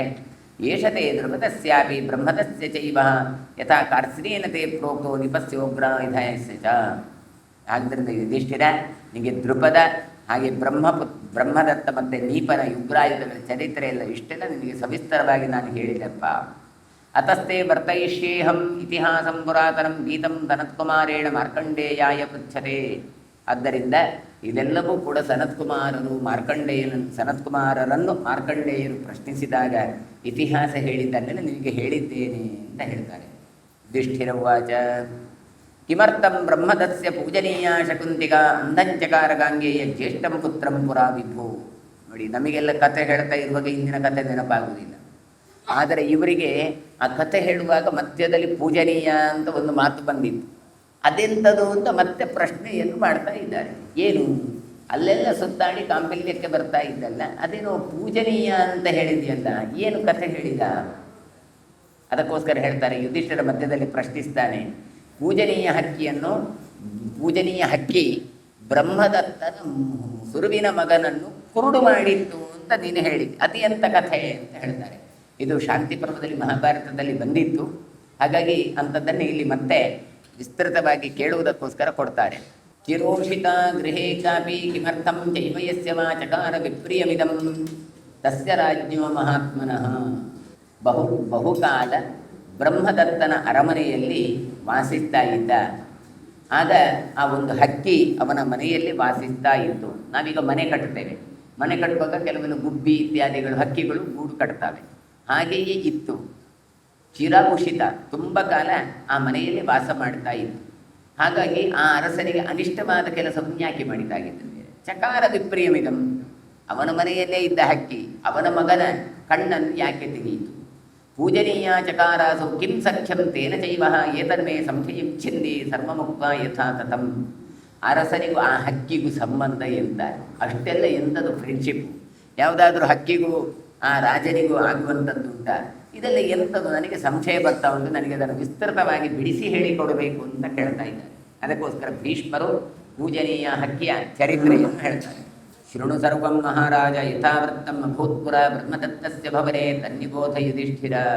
ಹಿಂದೆ ಬ್ರಹ್ಮದತ್ತ ಅವನ ಅರಮನೆಯಲ್ಲಿ ಯಥಾರ್ಥವಾಗಿ ಏನೆಲ್ಲ ಆಯಿತು ಅಂತ ತಿಳಿಸಿಕೊಡ್ತೇನೆ, ಕೇಳಿಕೋ ಅಂತ ಹೇಳ್ತಾರೆ.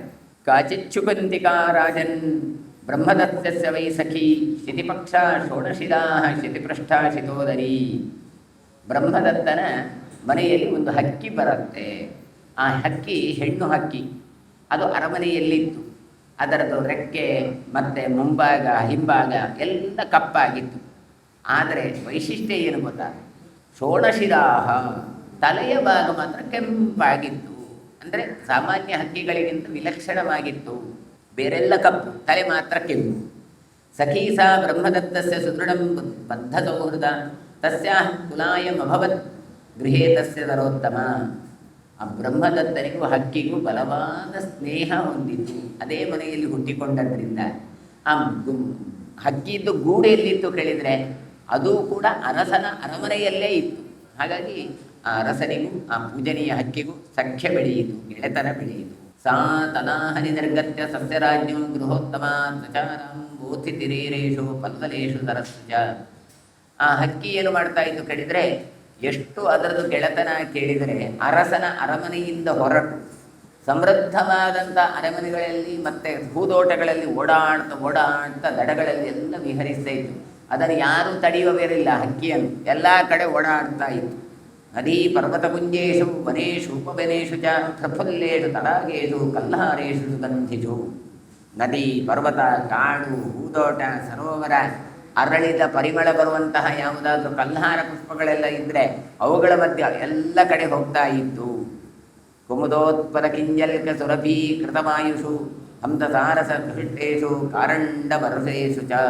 ಇನ್ನು ನೈದಿಲೆ, ಕಮಲ, ಇನ್ನು ಪರಿಮಳವುಳ್ಳಂಥ ಗಾಳಿಯಲ್ಲಿ ಬರುವಂತಹ ಹಂಸ ಕೊಕ್ಕರೆಗಳ ಹಕ್ಕಿಗಳಿರುವಂತಹ ಆ ಸರೋವರಗಳಲ್ಲಿ ಚಿಲಿಪಿಲಿ ಕೊಡುವಂತಹ ಹಕ್ಕಿಗಳು ಎಲ್ಲ ಕಡೆ ಇದು ಓಡಾಡ್ತಾ ಇತ್ತು.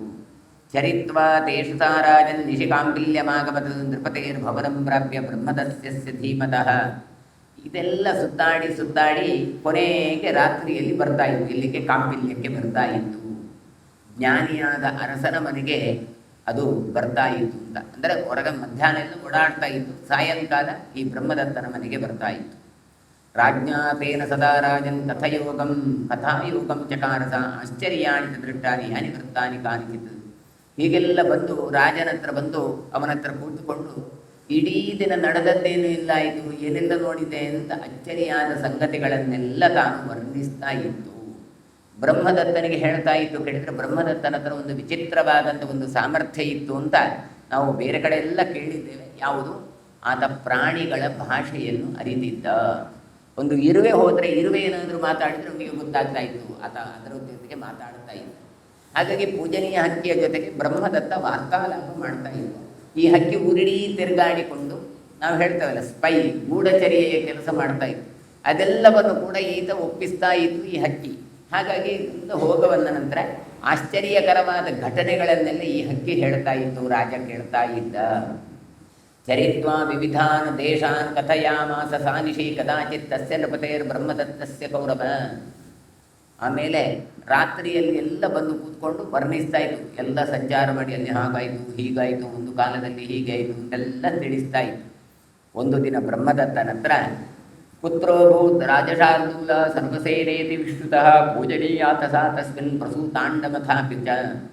ಸರ್ವಸೇನ ಅಂತ ಒಬ್ಬ ಮಗ ಹುಟ್ಟಿಕೊಳ್ತಾನೆ ಈ ಬ್ರಹ್ಮದತ್ತನಿಗೆ. ಅಂದರೆ ಒಬ್ಬ ಮಗ ಹುಟ್ಟಿಕೊಳ್ತಾನೆ, ಅವನಿಗೆ ಸರ್ವಸೇನ ಅಂತ ಹೆಸರು ಕೊಡ್ತಾರೆ. ಅದೇ ಸಮಯದಲ್ಲಿ ಪೂಜನೀಯಾಥ, ಪೂಜನೀಯ ಎನ್ನುವ ಹಕ್ಕಿ ಉಂಟಲ್ಲ, ಅದು ಕೂಡ ಒಂದು ಹಕ್ಕಿ ತಾನು ಮೊಟ್ಟೆಗೆ ಜನ್ಮವೈದ್ದಿತು, ಅದು ಮೊಟ್ಟೆ ಇಟ್ಟಿತು. ತಸ್ಮಿನ್ನೀಡೆ ಪುರಾಕ್ಯೇಕಂ ತತ್ಕಿಲ ಪ್ರಾಸ್ಫುಟದ ಸ್ಫುಟಿತೋ ಮಾಂಸಪಿಂಡಾಸು ಬಾಹುಪಾತಾಸ್ಯ ಸಂಯುತ. ಆ ಗೂಡಿನಲ್ಲಿದ್ದ ಮೊದಲಿರುವಂಥ ಮೊಟ್ಟೆ ಉಂಟಲ್ಲ, ಅದು ಏನಾಯಿತು, ಅದು ಒಡೆದ ಮೇಲೆ ಕೈ ಕಾಲು ಮುಖಗಳಿಂದ ಕೂಡಿದ ಮಾಂಸದ ಮುದ್ದೆಯಾಯಿತು. ಅಂದರೆ ನೀವು ಮೊಟ್ಟೆಯನ್ನು ಒಡೆದು ನೋಡಿದ್ರೆ ಮೊದಲು ಅದು ಒಟ್ಟು ಮಾಂಸದ ಮುದ್ದೆ ಆಗಿರುತ್ತೆ. ಬಭ್ರಭಕ್ತಶ್ಚಕ್ಷುಹೀರ ಬಭೂವ ಪೃಥಿವೀಪತೆ ಚಕ್ಷುಷ್ಮಾನ್ ಅಪ್ಯಭೂತ್ ಪಶ್ಚಾತ್ ದೀಪ್ತ ಪಕ್ಷೋತ್ಥಿತಶ್ಚ. ಅದು ಸೊದಲು ಹಾಗೆ ಇತ್ತು, ಮಾಂಸದ ಮುದ್ದೆಯಾಗಿ ಮತ್ತೆ ಮತ್ತೆ ಬೆಳೀತಾ ಬಂತು. ಹೇಗಾಯಿತು?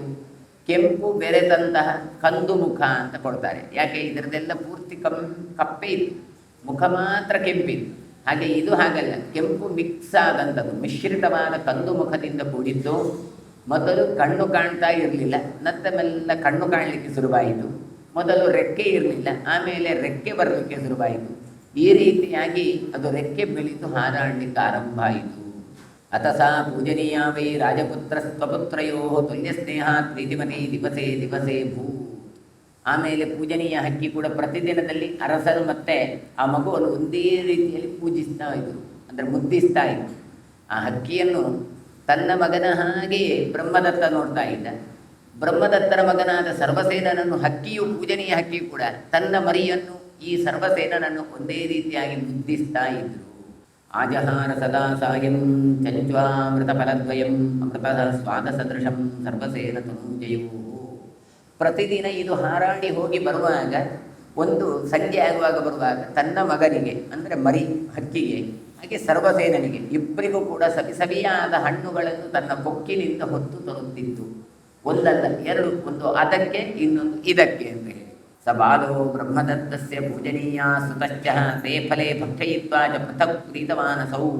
ಆ ಹಣ್ಣುಗಳನ್ನು ತಿಂದ ಇಬ್ಬರೂ ಕೂಡ, ಬ್ರಹ್ಮದತ್ತನ ಮಗ ಹಾಗೂ ಪೂಜನೀಯ ಮಕ್ಕಳು ಇಬ್ಬರೂ ಕೂಡ ಮುದಗೊಳ್ತಾ ಇದ್ರು, ಸಂತೋಷಗೊಳ್ತಾ ಇದ್ರು.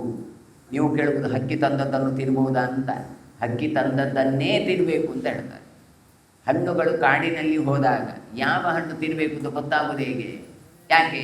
ಅದು ವಿಷಪೂರಿತವಾಗಿರ್ಬೋದು, ತಿನ್ನುವ ಪದಾರ್ಥವೋ ತಿನ್ನದ ಪದಾರ್ಥವೋ ಅಂತ ಗೊತ್ತಾಗೋದಿಲ್ಲ. ಹಾಗಾಗಿ ಹಿಂದಿನವರು ಏನು ಮಾಡ್ತಾ ಇದ್ರು, ಯಾವುದಾದ್ರೂ ಹಕ್ಕಿ ಯಾವುದಾದ್ರೂ ಮರದ ಹಣ್ಣನ್ನು ತಿಂತಾ ಇದ್ದರೆ ಆ ಹಣ್ಣನ್ನು ತಾವು ತಿಂತಾ ಇದ್ರಿ. ಹಕ್ಕಿ ತಿಂದ ಹಣ್ಣು ರುಚಿ ಜಾಸ್ತಿ ಅಂತ. ಹಾಗಾದರೆ ಇವತ್ತು ನಾವು ಏನು ಮಾಡ್ತಾ ಇದ್ದೇವೆ? ಹಕ್ಕಿ ಅಥವಾ ಹುಳಗಳು ತಿಂದರೆ ಆ ಹಣ್ಣನ್ನು ತಿನ್ನೋದಿಲ್ಲ. ನಿಜವಾಗಿ ಆ ಹಣ್ಣು ಯುಕ್ತ. ಅಕ್ಕಿಯ ಹುಳ ಕಣ್ಣಿಗೆ ತಂಪು. ಏನಿದ್ರ ಅರ್ಥ? ಅಕ್ಕಿಯ ಹುಳ ಕಣ್ಣಿಗೆ ತಂಪು ಹಿಡಿದ್ರೆ ಹುಳವನ್ನು ಹೆಕ್ಕಿ ತಿನ್ನಬೇಕು ಅಂತ ಅರ್ಥ ಅಲ್ಲ. ಆ ಅಕ್ಕಿಯಲ್ಲಿ ಹುಳ ಆಗಿದ್ರೆ ಆ ಅಕ್ಕಿಯನ್ನು ಊಟ ಮಾಡಬೇಕು ಅಂತ ಅರ್ಥ. ಇವತ್ತು ನಾವು ಪೆಸ್ಟಿಸೈಡ್ಗಳನ್ನು ಹಾಕ್ತೇವೆ ಅಕ್ಕಿಯಲ್ಲಿ ಹುಳ ಬರಬಾರದು ಅಂತ. ಅದರ ಅರ್ಥ ಏನು ಕೇಳಿದರೆ, ಬ್ಯಾಕ್ಟೀರಿಯಾ ವೈರಸ್ಗಳು ಬರೋದಿಲ್ಲ, ವಿಟಮಿನ್ಗಳು ಇರೋದಿಲ್ಲ. ಯಾಕೆ ಹೇಳಿದರೆ ಅದು ವಿಷ ಅಂತ. ಯಾವುದು ವಿಷವೋ ಅದನ್ನು ಹುಳ ಹುಪ್ಪಟೆಗಳು ತಿನ್ನೋದಿಲ್ಲ, ಹಕ್ಕಿ ತಿನ್ನೋದಿಲ್ಲ. ಆ ವಿಷ ಪದಾರ್ಥಗಳನ್ನು ನಾವು ತಿಂತಾ ಇದ್ದೇವೆ. ಇದು ವಿಚಿತ್ರ. ಹಾಗಾದರೆ ನಾವು ತಿನ್ನುವ ಅಕ್ಕಿಯಲ್ಲಿ ಹುಳ ಆಗಬೇಕು. ಹುಳ ಎಲ್ಲ ಆದರೆ ಅದನ್ನು ಹೆಕ್ಕಿ ಶುದ್ಧ ಮಾಡಿ ನಾವು ಆ ಅಕ್ಕಿಯನ್ನು ತಿನ್ನಬೇಕು. ಹಾಗಾಗಿ ಇರುವಂಥದ್ದು ಹೊರತು. ಹಾಗಾಗಿ ಅಕ್ಕಿಯ ಹುಳ ಕಣ್ಣಿಗೆ ತಂಪು ಹಿಡಿದರೆ, ಹಾಗೆ ಪ್ರಾಣಿ ಪಕ್ಷಿಗಳು ತಿಂದ ಪದಾರ್ಥ ಉಂಟಲ್ಲ, ಅದನ್ನು ಕೆತ್ತಿ ತೆಗೆದು ಅಥವಾ ಆ ಮರದ ಇತರ ಹಣ್ಣುಗಳನ್ನು ಇದು ತಿನ್ನಬಹುದು ಅಂತ ಅರ್ಥ. ಈಗ ಪೂಜನೀಯ ಹಕ್ಕಿ ತಾನು ತಂದು ಕೊಡ್ತಾ ಇತ್ತು. ಹಾಗಾದರೆ ಇದು ಅತ್ಯಂತ ಸ್ವಾದು ಭರಿತವಾಗಿತ್ತು, ರುಚಿಯಾಗಿತ್ತು. ಹಾಗಾಗಿ ಆ ರುಚಿಯಾದ ಹಣ್ಣನ್ನು ಮಗುವಿಗೆ ಕೊಟ್ಟದ್ರಿಂದ ಅದು ಭಕ್ಷಯಿತ್ವ, ಅವನೂ ಕೂಡ ಮಗು ಅಷ್ಟೇ, ಆ ಹಕ್ಕಿಯೂ ಅಷ್ಟೇ ದಷ್ಟಪುಷ್ಟವಾಗಿ ಬೆಳೆಯಿತು.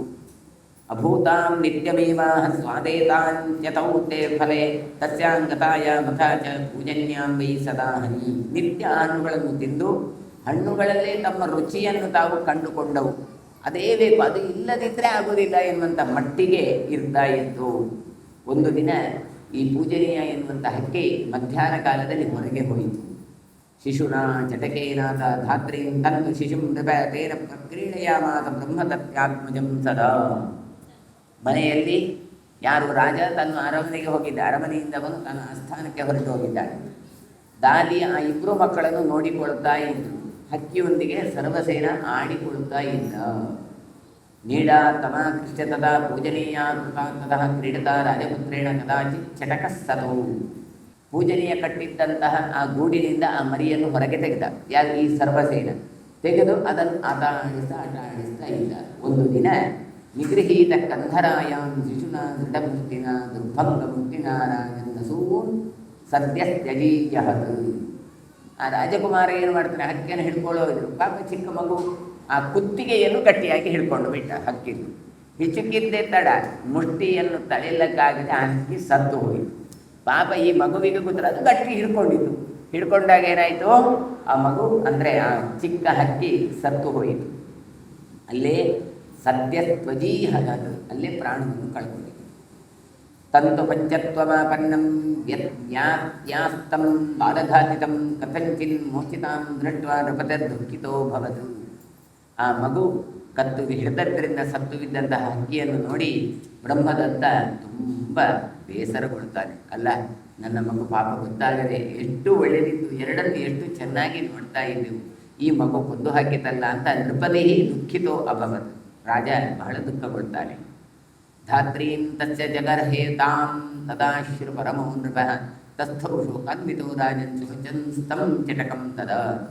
ಕಣ್ಣೀರಿಡ್ತಾನೆ ಬಹಳವಾಗಿ, ದಾದಿಯರನ್ನು ಕರೀತಾನೆ, ಬಹಳವಾಗಿ ಬೈತಾನೆ ಅವರಿಗೆಲ್ಲ. ನಿಮಗೆ ಸ್ವಲ್ಪ ನೋಡಿಕೊಳ್ಳಿಕ್ಕಾಗಲಿಲ್ಲ? ಆ ಪಾಪ ಮಗುವಿಗೆ ಏನು ಗೊತ್ತುಂಟು, ಹಕ್ಕಿಯನ್ನು ಕಟ್ಟಿ ಹಿಡ್ಕೊಂಡಾಗ ನೀವು ಬಿಡಿಸ್ಕೊಳ್ಬೇಕಿತ್ತಲ್ಲ, ಆ ಮರಿಯನ್ನು ಸುಮ್ಮನೆ ಅದು ಕೂಡ ಸತ್ತು ಹೋಯ್ತಲ್ಲ ಅಂತ ಬಹಳವಾಗಿ ಮರಗುತ್ತಾನೆ. ಮನೆಯಲ್ಲಿ ನಾವು ಬೆಕ್ಕನ್ನೆಲ್ಲ ಸಾಕಿದರೆ ಅಥವಾ ನಾಯಿ ಮರಿಗಳನ್ನು ಸಾಕಿದರೆ ಅವುಗಳ ಸತ್ತಾಗ ಹೇಗೆ ಮನೆಯ ಮಕ್ಕಳು ಅಳುತ್ತಾನೋ ಅದೇ ರೀತಿಯಾಗಿ ಬ್ರಹ್ಮದತ್ತ ತಾನು ಅಳ್ತಾ ಕೂತ್ಕೊಳ್ತಾನೆ. ಪೂಜನೀಯಾಪಿ ತತ್ಕಾಲೇ ಗೃಹೀತ್ವಾಚ ಫಲದ್ವಯಂ ಬ್ರಹ್ಮದತ್ತಸ್ಯ ಭವರಂ ಆಜಗಾಮ ವಿನೇಚರಿ. ಕಾಡನ್ನೆಲ್ಲ ಸುತ್ತಿ 2 ಹಣ್ಣುಗಳನ್ನು ಹಿಡ್ಕೊಂಡು ಪೂಜನೀಯ ಎನ್ನುವ ಹಕ್ಕಿ ಆ ಕಾಲಕ್ಕೆ ಬ್ರಹ್ಮದತ್ತನ ಮನೆಗೆ ಬಂತು. ಪಾಪ 2 ಹಿಡ್ಕೊಂಡು ಬಂದಿದೆ. ಪಾಪ ಇಲ್ಲಿ ನನ್ನ ಮಗು ಸತ್ತು ಹೋಗಿದೆ ಎನ್ನುವ ವಿಚಾರ ಪಾಪ ಅದಕ್ಕೆ ಗೊತ್ತೇ ಇಲ್ಲ. ಅತಾ ಪಶ್ಯತ್ತಮಾಗಮ್ಯ ಗೃಹೇ ತಸ್ಮಿನ್ ನರಾಧಿಪ ಪಂಚಭೂತ ಪರಿತ್ಯಕ್ತುಂ ಶಾವಂತಂ ಸ್ವತನೋದ್ಭವಂ. ನರಾಧಿಪ ಬರ್ತಾನೆ, ಆ ಹಕ್ಕಿಯೂ ಬರುತ್ತೆ, ಆ ಮನೆಯಲ್ಲಿ ನೋಡ್ತದೆ. ನೋಡಿದರೆ ತನ್ನಿಂದ ಹುಟ್ಟಿದ ಈ ಮಗು ಸತ್ತು ಬಂದದನು. ಶಾವಂ, ಶವ ಸಂಬಂಧಿ ಶಾವಂ. ಹಾಗಾಗಿ ಸೂತಿಕಾ ಅಂತ ಹೇಳಿದ್ರೆ ಅದು ಯಾವಾಗಲೂ ಅದು ಅಮೆಗೆ ಅರ್ಥ. ಹಾಗಾದರೆ ಸೂತಕ ಅಂತ ಏನು ಹೇಳ್ತೇವೆ, ಅದಕ್ಕೆ ಶಾವ, ಶವ ಸಂಬಂಧಿ ಅಂತ. ಹೀಗೆ ಸತ್ತು ಬಿದ್ದ ಶವವನ್ನು ತಾನು ನೋಡ್ತಾರೆ. ಮುಮೋಹ ದೃಷ್ಟ ತಂ ಪುತ್ರಂ ಪುನಃ ಸಂಯಮಥಾ ಲಬ್ಧ ಸಂಜ್ಞಾಂಚ ಸಾರಾಜನ್ ವಿಲಲಾಪ ತಪಸ್ವಿನಿ. ಆ ಮರಿಯ ದೇಹವನ್ನು ನೋಡಿದ್ದೆ ತಡ ಮತ್ತು ಮೋಹಗೊಂಡು ತಾನು ಮೂರ್ಛಿತವಾಗಿ ಬಿಡುತ್ತೆ. ಹಕ್ಕಿ ಅಳುತ್ತದೆ, ಬಹಳಷ್ಟು ಅಳುತ್ತೆ. ಮತ್ತೆ ಮೋಹದಿಂದ ಎದ್ದು ಎಚ್ಚರ ಆದಾಗ ಮತ್ತೆ ವಿಲಲಾಪ ತಪಸ್ವಿನಿ, ಒಳ್ಳೆ ಅಳ್ಳಿಕ್ಕೆ ಆರಂಭ ಆಗುತ್ತೆ. ಪೂಜನೀಯ ಉವಾಚ, ಆ ಹಕ್ಕಿ ಹೇಳ್ತದೆ, ನತು ತ್ವಮಾಗತಾಂ ಪುತ್ರ ವಾಸಂತೀಂ ಪರಿಸರ್ಪಸಿ ಕುರ್ವಂ ಚಾಟು ಸಹಸ್ರಾಣಿ ಅವ್ಯಕ್ತ ಕಲೆಯಾಗಿರ. ಮಗುವೇ ನಿನ್ನ ಬಳಿಗೆ ಬಂದಿದ್ದೇನೆ, ನಾನು ನಿನಗೆ ಹಣ್ಣು ತಂದಿದ್ದೇನೆ. ಬಂದು ನಾನು ಕೂಕು ಅಂತ ನನ್ನ ಕೊಕ್ಕಿನಲ್ಲಿ ನಾನು ನಾದವನ್ನು ಮಾಡ್ತಾ ಇದ್ದೇನೆ. ನೀನು ಶಬ್ದವನ್ನು ಮಾಡ್ತಾ ಇಲ್ಲ? ನನ್ನನ್ನು ಸಾವಿರಾರು ಅಸ್ಫುಟವಾದಂತಹ ಮುದ್ದು ಮಾತಿನಿಂದ ಏಕೆ ನನ್ನನ್ನು ಸಂತೈಸುವುದಿಲ್ಲ ಅಂತ. ಕುರುವಂತೆ ಚಾಟು ಸಹಸ್ರಾಣಿ ಅಂದರೆ ಮಕ್ಕಳು ಸ್ಪಷ್ಟವಾಗಿ ಮಾತಾಡುವುದಿಲ್ಲ, ಕೂ ಕೂ ಕೂ ಅಂತ ಏನೋ ಮಾತಾಡ್ತಾರೆ, ಅವ್ಯಕ್ತ ಕಲೆಯಾಗಿರ. ಹಾಗಾಗಿ ಹೇಳ್ತಾರೆ, ಮಕ್ಕಳು ಏನೇ ತಪ್ಪು ಮಾತಾಡಲಿ, ತಾಯಿಗೆ ಆಗಲಿ ಅಥವಾ ತಂದೆಗೆ ಆಗಲಿ ಬಹಳ ಇಷ್ಟ ಆಗಿದೆ. ಹಾಗಾಗಿ ಹೇಳಿದರೆ ಪಿತ್ರೋ ರತಿಮುದೆ, ಅದು ಏನೋ ಗೊತ್ತ ಮಾತಾಡುತ್ತೆ, ಹೊರಗಿನವರಿಗೆ ಏನೋ ಇದು ಕಾಣುತ್ತೆ, ಆದರೆ ತಾಯಿಗೆ ಬಹಳ ಖುಷಿ. ಏನು ಅಮ್ಮ ಅಪ್ಪ ಅಥವಾ ಅರ್ಧ ಏನೋ ಮಾತಾಡ್ತದೆ, ಚೋಯಿ ಅಂತ ಹೇಳ್ತದೆ, ಪಾಪ ಹಾಲು ಅಂತ ಹೇಳಬೇಕು. ಆದರೆ ಎಲ್ಲ ಕಡೆ ಅದೇ ಶಬ್ದವನ್ನು ಕೊಡ್ತಾರೆ, ಯಾಕೋ ಏನೋ ಗೊತ್ತಿಲ್ಲ. ಕೆಲವು ಶಬ್ದಗಳೆಲ್ಲ ಹಾಗೆ ಇರ್ತವೆ, ಎಲ್ಲ ಕಡೆ ಅದೇ ಶಬ್ದಗಳು ಬರ್ತವೆ. ಹಾಗೆ ಇದು ಕೂಡ ಇದೇ ರೀತಿಯಾದ ಮಾತುಗಳನ್ನು ಹೇಳುವುದರಿಂದ ಖುಷಿಗೊಳ್ತಾ ಇದೆ, ಆದರೆ ಇವತ್ತು ಶಬ್ದ ಮಾಡ್ತಾ ಇಲ್ಲಲ್ಲ. ವ್ಯಾಧಿತಾಸ್ಯ ಕ್ಷುಧಾರ್ಥಶ್ಚ ಪೀತೇನಾಸ್ಯೇನ ಪುತ್ರಕ ಷೋಡೇನ ತಾಲೂನ ಪುತ್ರ ಕಥಮದ್ಯನ ಸರ್ಪಸಿ. ಮಗುವೇ, ನಾನು ನಿನಗೆ ಆಹಾರ ತಂದಿದ್ದೇನೆ, ತಂದ ಕೂಡಲೇ ನೀನು ಏನು ಮಾಡ್ತಾ ಇದ್ದಿ? ಬಾಯಿ ತೆರೆದು ನನ್ನ ಮುಖವನ್ನು ನೋಡ್ತಾ ಇದ್ದಿ, ಹಸಿವಿನಿಂದ ಕೆಂಗೆಟ್ಟು. ಇವತ್ತು ನೋಡ್ತಾ ಇಲ್ಲಲ್ಲ, ಯಾಕೆ? ಅದು ಕೂಡ ಹೇಗೆ? ಷೋಡೇನ ತಾಲೂನ ಪುತ್ರ, ಹಳದಿ ಮುಖದಿಂದ ಕೆಂಪು ದವಡೆಯಿಂದ ನನ್ನನ್ನು ಸುತ್ತುವರಿತಾ ಇದ್ದೆಯಲ್ಲ, ಇನ್ನು ಯಾಕೆ ನೀನು ಸುತ್ತುತ್ತಾ ಇಲ್ಲ? ನೋಡಿ, ಹಕ್ಕಿಗೆ ತನ್ನ ಮರಿಯನ್ನು ಕಳೆದುಕೊಂಡಾಗ ಎಷ್ಟು ದುಃಖ ಆಗಬಹುದು ಎನ್ನುವಂಥದ್ದನ್ನು ಈ ಹಕ್ಕಿಯ ಒಂದು ಭಾವವನ್ನು ಇಲ್ಲಿ ನಮಗೆ ತೆರೆದಿರುತ್ತಾ ಇದ್ದಾರೆ. ದಕ್ಷಾಭ್ಯಾಂ ತ್ವಾಂ ಪರಿಶ್ವಜ್ಯ ನನು ಆಶಾಮಿ ಚಾಪ್ಯಹಂ ಚೀಚಿ ಕೂಚೀತಿ ಪಾಶಂತಂ ತ್ವಾಮದ್ಯನ ಶೃಣೋಮಿ ಕಿಂ. ರೆಕ್ಕೆಗಳಿಂದ ನಿನ್ನನ್ನು ಆಲಂಗಿಸಿ ನಾನು ಕೂಗ್ತಾ ಇದ್ದೆ, ಆಗ ನೀನು ಏನು ಹೇಳ್ತಾ ಇದ್ದಿ? ಚೀಚಿ ಚೀಚಿ ಅಂತ ಶಬ್ದವನ್ನು ಮಾಡ್ತಾ ಇದ್ದಿ, ಇವತ್ತು ಯಾಕೆ ನೀನು ಹೇಳ್ತಾ ಇಲ್ಲ ಅಂತ ಕೇಳ್ತಾ ಇದೆ. ಮನೋರಥೋ ಯಸ್ತು ಮಮ ಪಶ್ಯೇಯಂ ಪುತ್ರಕಂ ಕದ ವಾತ್ಯಾಸ್ತಂ ವಾರ್ಯಾಂಚಂತಂ ಸ್ಮೃತ್ಯಕ್ಷಂ ಮಮಾಗ್ರತಃ. ಹಾಗಾಗಿ ನನ್ನ ಮನದ ಇಚ್ಛೆಯಿಂದ ಇವತ್ತು ಯಾಕೆ ನೀನು ಬಂದು ನನ್ನ ಹತ್ರ ಬರ್ತಾ ಇಲ್ಲ? ಬಾಯಿಗಾಗಿ ಬಾಯಿ ಕಣ್ಣು ಇದೆಲ್ಲ ಇರ್ತಾ ಇಲ್ಲ ಅಂತ ಹೇಳಿ, ನಮೇ ಮನೋರಥೋಪಗ್ರಸ್ತ್ವಯಿ ಪಂಚತ್ವವಾಗದೆ ವಿಲಪ್ಪೀಪಂ ಬಹುವಿಧಂ ರಾಜಾನಮಸಂಪ್ರತಿ.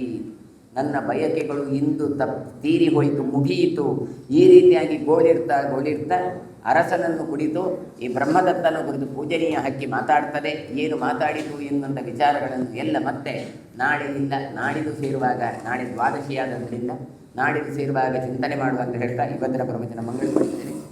ಶ್ರೀಕೃಷ್ಣಾಯ ನಮಃ. ಓಂ ಶ್ರೀಕೃಷ್ಣ ಕಮಲಾನಾಥೋ ವಾಸುದೇವ ಸನಾತನಃ ವಸುದೇವಾತ್ಮಜ ಪುಣ್ಯೋ ಲೀಲಾ ಮಾನುಷ ವಿಗ್ರಹ ಶ್ರೀವತ್ಸಕೌಸ್ತುಭಧರೋ ಯಶೋದಾ ವತ್ಸಲೋ ಹರಿಃ ಚತುರ್ಭುಜಾತ್ ಚಕ್ರಾತಿ ಗದಾ ಶಂಖಾದ್ಯುದಾಯುಧಃ ದೇವಕೀ ನಂದನ ಶ್ರೀಶೋ ನಂದಗೋಪಪ್ರಿಯಾತ್ಮಜಃ ಯಮುನಾ ವೇಗಸಂಹಾರಿ ಬಲಭದ್ರಪ್ರಿಯಾನುಜಃ ಪೂತನಾ ಜೀವಿತಾಹಾರಿ ಶಕಟಾಸುರಭಂಜನಃ ನಂದವ್ರಜ ಜನಾನಂದಿ ಸಚ್ಚಿದಾನಂದ ವಿಗ್ರಹ ನವನೀತ ವಿಲಿಪ್ತಾಂಗೋ ನವನೀತ ನಟೋ ನಗಃ ನವನೀತ ನವಾಹಾನೋ ಮುಜಮುಂದಪ್ರಸಾದಕೃತ ಷೋಡಶಸ್ತ್ರೀ ಸಹಸ್ರೇಶ ತ್ರಿಭಂಗಿ ಮಥುರಾಕೃತಿ ಸುಖಮಾಗಮೃತಾಂತಿಂದುರ್ಗೋವಿಂದೋ ಗೋವಿಂದ